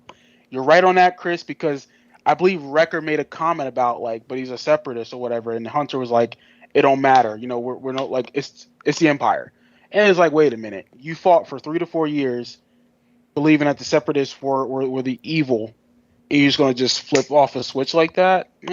Like you're gonna develop some personal feelings towards the separatists. That's smart writing if you at least have that conflict in there. That's natural behavior when it comes to human beings or clones or whomever. You're going to have your personal biases. But that's where I stand with it. Go ahead, Ben. Oh man, I don't even know where to start on this episode. It was by far the worst episode of the entire series. As you said, Milton, it was trash. But it's just a whole new level of it, because to me this is like a season 1 episode 2 or 3 type episode, not an episode 10 type episode. And then just to throw in there, like they go, you know, basically, as you said, Chris, the whole storyline with the separatists quickly flipping the switch, I didn't get it, because of course a little bit of time has passed, but really how much time has passed? So that was kind of weird. But I honestly was like, okay, when the Bad Batch went on the mission at first, I was like, okay, this will be fine, because we'll have stakes for Omega, because maybe we'll get a bounty hunter, since there is a bounty on Omega. Maybe we'll get a bounty hunter showing up at Sid's to either try to capture her or something, just to cause some trouble. But instead we have her, you know, just showing off her strategy and like gambling skills, basically, which it's fine and all. But as I was messaging you guys earlier, like, you could have had her say, I'm really good at strategy, or show it on a mission versus not on a mission, just hanging out in the bar with Sid. So I thought that was really bad. And then again, there was just no stakes to the episode. Like, soon as you knew the Bad Batch were going off to do this little side mission, you knew none of them were going to be in trouble, because it was just a little side mission. And then the fact we get back to Sid's and Omega's fine and just basically living it up in this cantina, I'm just like, what is going on here? Because honestly, of course, you know, this is just being a fan complaining and changing the writing of the show and whole part of the show. But I think it would have been so much better if you would have had. Well, actually, hold on, I'll get back to that. Okay, so the last few episodes we make such a big deal on how Omega is so important and blah blah blah blah blah, and then presumably shortly after the events of the last episode with Cad Bane and Fennec, you're the Bad Batch and you go and leave Omega. Yeah. You leave her Exactly. on another. What the you leave heck? her Exactly. You leave her on another planet with somebody who is knowingly worried about money. Say it. Yeah. And she literally said how valuable Omega is. So like, there's precedence to that in this series. And she by said, itself. he said, you shouldn't trust me. Yeah. So I'm thinking right there, Yeah. okay, she's going to call somebody and say, hey, Uh-huh. oh, she's here. Well, Like, here's my pitch, guys. This is my pitch. Dave Filoni, if you're watching, you should have done this instead of this trash story. I think have the episode play out as it was, but wouldn't it have been really interesting, since they already sowed the seeds in with Tech explaining how Boba is this lost clone? What if they walk into the bar and Boba's sitting there playing Djarik with Omega? Boom. There you go. I think that would have been so much better than what we got, because at least that would have made it something. But we're just getting it with all these random bar patrons. So it's like, is she, I mean, of course she's really good at strategy because she's a direct clone of Jango, basically. You know, she's Boba, or twin sister of Boba. But my thing with Omega is I feel like Star Wars always, like, it just seems like they can't resist having someone having the Force. And I just still have this, like, nagging feeling that she's going to have the Force at some point, just by some of the shots, like the front-facing shots of her, like, looking at the Djarik table and all that stuff. Like, it looks like something you'd see out of like the prequels, like, you know, when the younglings are looking at the star maps with Yoda. Like, I don't know, it just cinematically it looks like something like a character who would have the Force, like, you know, be looking at or looking in that type of a like facial expression. So I don't know. I just thought it was overall, I just think there were so many issues with it. But I guess I would say the good, if you want to pull the good out of it, I think the action was pretty good. There was a little plot hole. I'm not sure if you guys noticed it, but Jason Ward from Making Star Wars, he tweeted about it. He was like, "Did any of you guys notice this?" And when the senator's droid goes to sneak, it's like from where it's shot, the droid's like in one area, and then literally the next shot, the droid is like on the other side of like the entire landscape. So it's like they totally messed up the placement of the droid like on the scene. And Jason Ward was like, "Man, that droid has some fast legs." But no, I mean, overall, like I said, the action, the animation, of course, the animation was beautiful on it and everything. Yeah, it looks great. It was really great. But I guess I would say the main positive, I guess I would have to give out of this episode is just seeing Omega develop a little bit more. Like, she's been my favorite character of the series so far. Out of the new characters anyways. Of course, Cad Bane's great, but seeing Omega develop a little bit more is cool. Also, it's great seeing, you know, she's kind of like her dad, like Django, like real cunning. Like when Sid's like, you know, what cut do you want? And she's like, I'll give you 30%. And she's like 60. It's like, whoa, you just doubled the amount I was going to offer you, but okay. So I thought that was cool. But again, I just thought the whole thing, like you said, Chris, at the end, it was just so convenient. They walk in, oh, your debt's gone. Oh, it's like, oh, okay. Yeah, it's like I feel like the storytelling was a little bit clumsy in the fact that like you had these two storylines that they kind of like messed, at least the Mocha storyline kind of messed with the pacing of the Bad Batch storyline because we kept cutting back and I was like, I don't really care about the stupid holochess game. Like, let's get back to what's actually happening on Raxus. You know what I mean? And it's just like that really messed with the flow of the episode, which really came down to, oh, we just need this to finish up. So we're going to just say, okay, they got no Burdett, so we're going to move the story along. Because if they didn't do that, if they didn't, like, say that they had no more debt, then the episode could have really been, like, a one-off. You know what I mean? This episode really did feel like the mission of the week. You know what I mean? That kind of episode where it's like that Saturday morning cartoon. It's just like, okay, let's get on with the next week, I guess. Yeah, that's the feeling I got with it, and that's why, like, I think with me personally, you know, I wasn't a fan of it, you know. And again, we're used to having, you know, monsters of the week or fan whatever, but it's like in this particular episode, it's like, come on, there's 16 episodes, 16, right, or whatever number it is for this particular. Yep. So it's like these 16 need to count, you know. Like, yeah, if you want to throw some filler in there. Now, make some filler within some of the episodes. Don't make the whole episode filler, if you guys understand what I'm saying. Like, each episode needs to mean something. You know, I think of, like, any type of miniseries. Actually, I think of the last season of Arrow. When they did it, they made it 8 episodes. Yep. Every episode in that series, in that particular series of that final season, I noticed it in the final season for Bad Batch, but because it was a short number of episodes, every episode counted. There was a point to it. You know, and even with 16, you know, a lot of shows are going less than 22 now. So if it's less than 22, you can't waste time.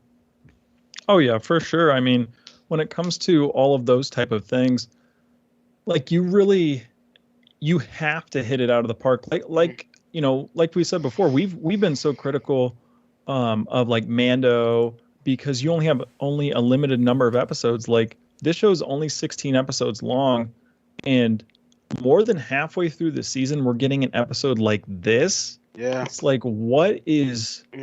You could have easily slotted this episode in, like I said, around 3 or 4, and it would have been fine. I would have liked it more, actually, if you would just switch it and put it into, you know, the 3rd episode slot or 4th episode slot. It would have been a lot better. Right. But And it would have gave it time, like you said. It would have gave it time, let's say 4 episodes later, to play out and tie in.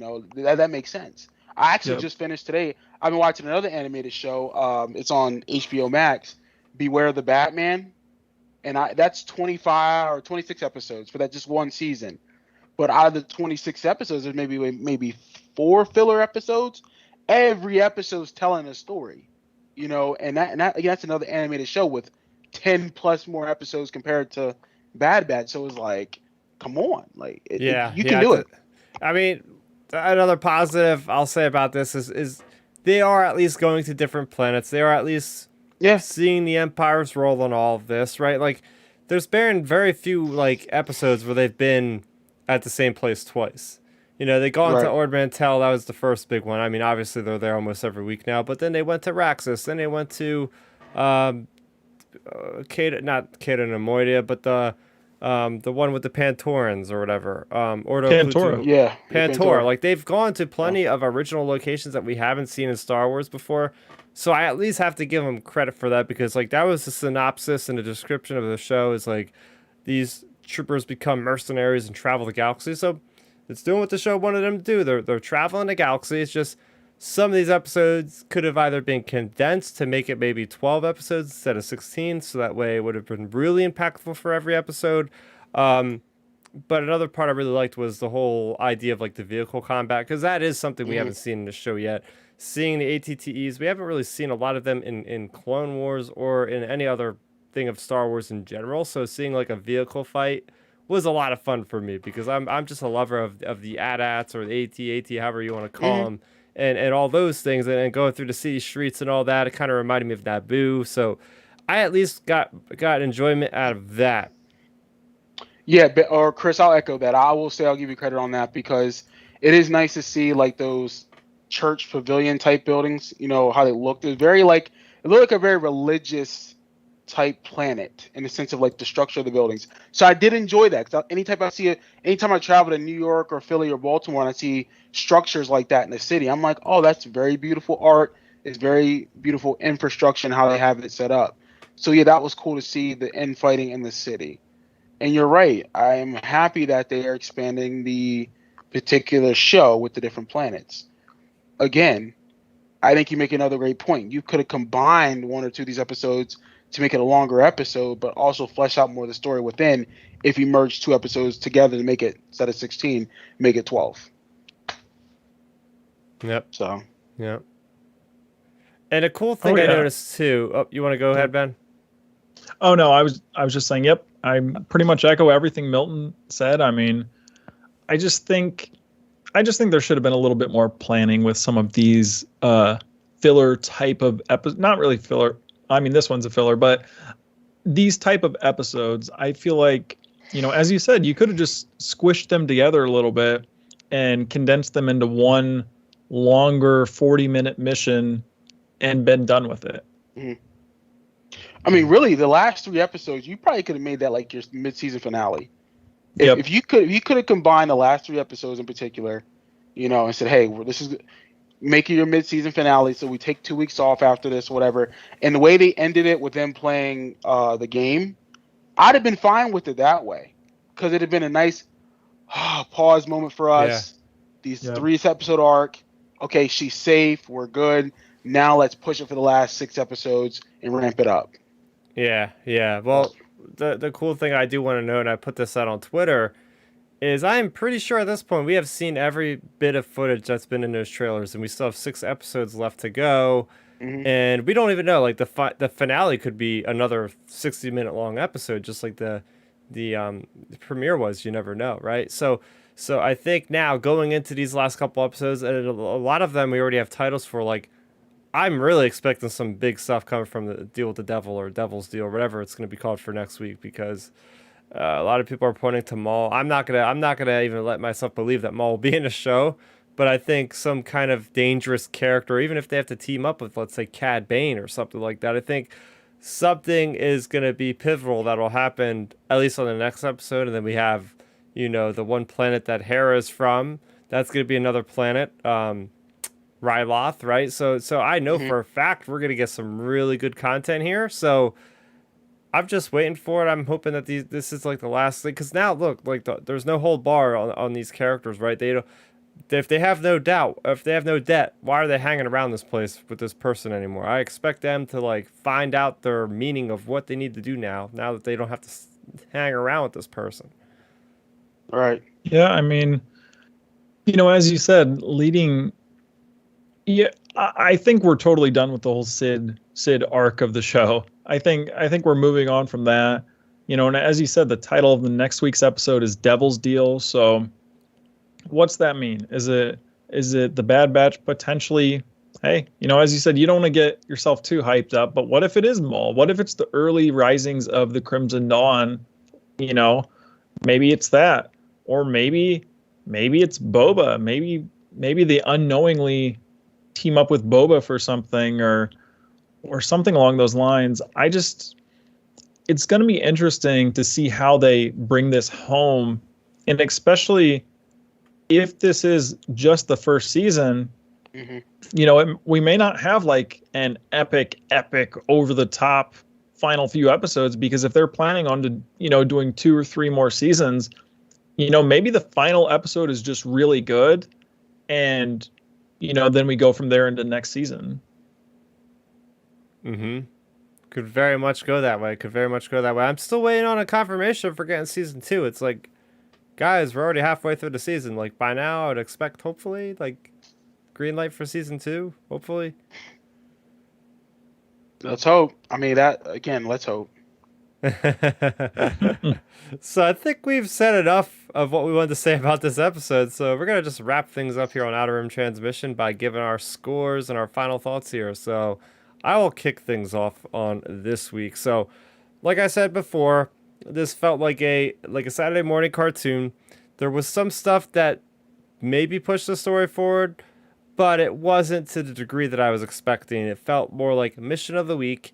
It felt like there was a lot of cool stuff that happened in this episode, but looking at it from how much did it satisfy me, not a whole lot. There was lots of potential separatists.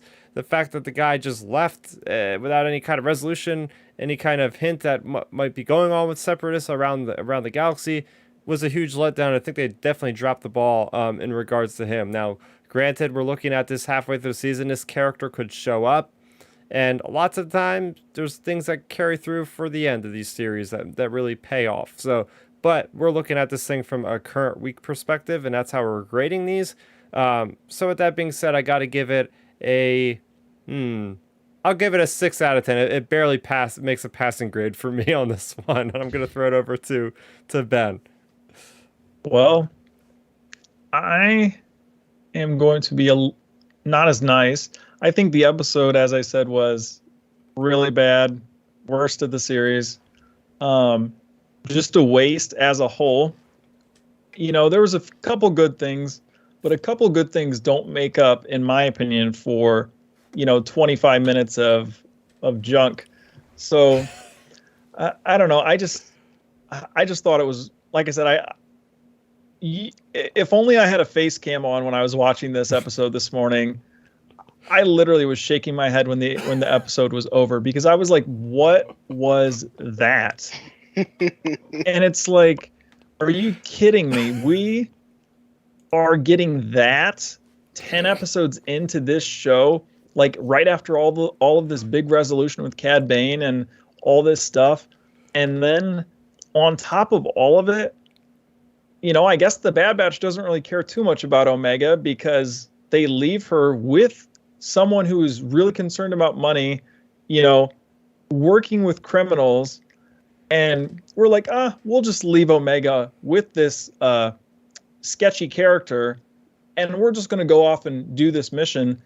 And that's another thing, too. We don't know how long the mission was. Was it an all-day thing? Was it a 2-day thing? Like, we don't know exactly how long, because space travel, you don't know the exact time limit. So what if it was a few days Omega was there with Sid? Like, it was so bad. Like, there were just so many issues with it. But as I said, the only highlights of it for me was, I thought the animation was really good, as always. Like, you can't knock that. It was nice seeing Omega like just do her little thing. Like I said, she's my favorite character of the show so far, and it is cool getting to see her, like, I guess, lick her chops or whatever, like, get more experience and see how cunning she is. She's like, nope, and not 30%. I want 60% of the profit. So, that was pretty cool. But again, just the way it ended was real weak. They just throw in the random line. Oh yeah, your debt's paid off. Don't worry about it. So it's just like, okay. But with all that being said, I will have to give this grade a 5 out of 10. Wasn't as low as I was expecting you to give it, but okay. All right. Actually, I'll throw out a revision. I guess 5 is being a little nice, actually. I'll give this a 3.5 out of 10. That's what I was expecting more of. All right, Milton, let's hear your thoughts on this one, man. Like I mentioned before, and I'm gonna try to keep this short and simple because, like, at this point, this episode, and I'll never rewatch this episode. I'm gonna say that right now. I'll never rewatch it. I'll probably skip it when I go back to rewatch the series. I'm not even joking because it's meaningless, And yeah, I'm sure it's going to pay off later. I'm sure it will, some way, shape, or form. But again, I'm gonna be like, all right, whatever. It's not going to spoil my enjoyment of if I want to rewatch the series. So it was the weakest episode of the season so far. The story didn't tell me, it didn't take me anywhere. The animation was great. Omega played a role in a sense of bringing some relief to the team, in the sense of, like, I cleared your debt. Okay, that's cool. But as we talked about this, every point we made about whether it's trusting someone that we shouldn't trust, or we emphasize the importance of Omega being safe, but then we leave her by herself. Again, the writing was clunky. The storylines were clunky. The overall common sense of this episode was clunky. So this is a 1.5 out of 10. Like, I ain't gonna watch this again. Oh my gosh, I think that's our lowest score on anything on the channel so far. I don't think I've given anything a 1.5. It's an episode that it's really unwatchable for me because I'm just like, oh, really? Like, I roll my eyes. I'm like, what are we doing here? And again, honestly, this is, it's bad when I say this. It's just like The Last Jedi for me. Like, it's hard for me to watch that movie. So yeah, they definitely have their own little room, in my opinion. It's The Last Jedi and then episode 10 of season 1 of Bad Batch. Because, man, I'll skip those. All right, move on. It was just, oh man, it was just bad. Yeah. Echo everything Milton said. All the people that's watching or listening to us right now, listen, we're just being honest with it. We're being real, and we all love Star Wars. Yep. Like, there's different things that we love about Star Wars. We've talked about this in our personal chats that we have every week. Okay, but you have to understand, we're going to be honest with you about how we feel about certain Star Wars properties that we like or don't like. In this episode, I didn't like it, and I'm not trying to be disrespectful about it, but the Dave Filoni team who runs this particular show dropped the ball in this episode. So hopefully the next 6 episodes they ball out and say, okay, let's give the fans what we want to give them. Because let's be real here, we're probably not the only ones that feel this way about this episode. I guarantee you, if I go on Twitter or Facebook or Instagram right now and just search for this particular episode, people will tell us, oh yeah, it's not good, trash, just the weakest of the one, blah blah blah. I'm just not gonna be nice about it right now. Well, Milton, when it comes to that, I feel like a lot of Star Wars fans, in general, forget the big part of being a fan. Like, a lot of us, like, you may see people on Twitter going crazy. I mean, I guess Twitter is a crazy place as it is, but you may see people all over social media going crazy. They could potentially see this review and be like, oh man, those 2 guys in that review are really negative toward that episode. Yep. But my thing on that is, John Campea just said it the other day on one of his shows. When you, as a reviewer, start being dishonest about your opinions and your audience catches up on that, then that's when you lose the respect of people who follow you and people who join in on your channel, because then they think you're just basically a pom-pom waver versus just being critical and loving what you love or not liking what you like, et cetera, et cetera, et cetera. And, that's always my big thing when it comes to all of this stuff. I don't take Twitter's opinion into any of my thoughts. I make up my own mind on whatever the movie or show is and go from there and have a discussion about it. And, that's the best part about this. Like, right. I'll give you a good example on that. Not taking Twitter's opinion and making it your own. The Transformer movies. Because I love the first four. The first four, I can watch those all day. I mean, even though some of the BS with the Transformer movies are there. But those first four, I can watch them and just stuff them all day. Now, the last night is bad. Okay. Oh yeah, But like I said, I'm not gonna let Twitter or any reviewer influence me in the sense, okay, I'm not gonna watch that particular brand. So whoever's watching this, it's okay if I'm disagreeing with you about how I feel about this episode, and you may love it. Again, like with the sequels, you may love those sequels. Good for you. I want that for you. But I'm going to be real and say, hey, I don't enjoy a particular property. And I'm not going to say I don't like it just because I hate that type of argument. I'm going to say I don't like it because of these reasons, and these are why I'm feeling this way. That's how you gain your respect with your audience. That's how you show credibility. That's how you show authenticity with people that you talk with or talk to when it comes to a platform like this. Oh, yeah, for sure. Well, like with that, Milton, like you said, the Transformers movies, I've always had a lot of fun with those movies. They're always really fun. Mm-hmm. And there's a lot of movies like that for me. Like one of my favorite, almost like cult following type movies. I always had fun with them when they were coming out. I think 5 or 6 of them. The Sharknado movies. Those are so cheesy, so over the top. Have you seen those, Chris? No, I haven't. Extreme. Oh man, you got to watch at least one of them because they are beyond over the top, but they're entertaining. They're fun. Yeah. I'm not gonna sit down and watch Sharknado and think this is an Oscar-worthy movie. And that's something else people forget about when we watch shows, like this or any of the Star Wars movies. Sometimes people sit down and think these are like Oscar-worthy entertainment. And it's not. Like Star Wars is not an Oscar type of property. It's here for like our entertainment and that sort of stuff. And it's not really like sending messages like Oscar type movies are. So I just think, when it comes to opinions, it just comes down to forming your own opinion, forming your own ideas around movies and different things. And, not being afraid to adapt though either. Because there was a point where I wasn't a big fan of certain movies or things like that. But then it's like, oh, I look on them and, hey, my mind's changed. I mean, unless it's the Fast and Furious franchise, my mind will never change on that. But other than that, like, there's a lot of movies I've changed my mind on. And, film fans and TV fans and all that just need to remember that when we're watching things. Like, it's okay to change your mind, but it's also okay for you to have an opinion about something you really like. And, we have such strong opinions because we love this franchise. Heck yeah. What a note to go out on. We had so much to talk about tonight that I forgot completely to talk about Dirge, the bounty hunter appearing in War of the Bounty Hunters officially in Dr. F issue number 11.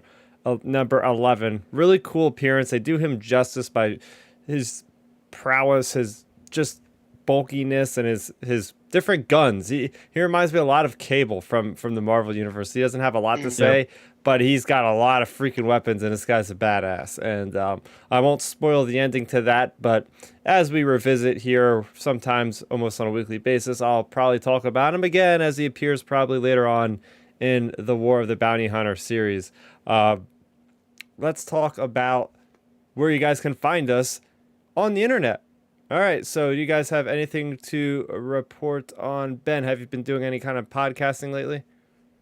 As of late, no, I have not. Just a side note, it's great seeing Dirge back in canon because, as I always say, I love the Tartakovsky Clone Wars, so it's amazing seeing Dirge back. But as I said, I haven't been on any podcast or anything as of late. But you can just find me at Real Ben Maynard on Twitter and Instagram, and here on this channel every Friday night. And then, be sure to tune into the podcasts on Mondays if you haven't had a chance to watch it. There you go. They can follow you on Twitter at Real Ben Maynard. Yep. And we can follow Milton on Milton Weber 7 on Twitter. Yeah, on Twitter, like you see in the title here below, like Milton Weber, number 7 on Twitter, Facebook, Milton Weber. Yeah, man, like usually, when it comes to that type of stuff, I like to interact with fans or whomever that wants to contact me. So let's do it. Like I said, I appreciate y'all watching, appreciate you listening. Share the podcast, share the YouTube, revisit Chris's channel because he has great content on here every week, especially if you're just a huge Star Wars fan. But not only that, if you're a huge pop culture fan, come to his channel because this man puts in the work, he grinds, and he knows what he's talking about when it comes to his book reviews, movie reviews. I know he's done unboxings before, so big shout out to you, Chris, aka Starrapter, on the work you've done with your channel, man. Oh man, thanks so much for all that. Really does mean a lot because I have fun with this stuff. It doesn't really come off as a job or anything, even though it's like, oh my gosh, how do you put out that kind of content? It's just like, hey, it's what I do in my spare time. And speaking of spare time, last week I was on a number of podcasts. I was on the Hype Function podcast with Jeffrey White. You can find out on Mixler.channel 1138, where we basically talked about E3. Then I was also on the Camp Cretaceous IPC roundtable discussion for season 3 of Camp Cretaceous. We did that. We recorded that last Friday. I believe if it's not up already, it'll be up soon.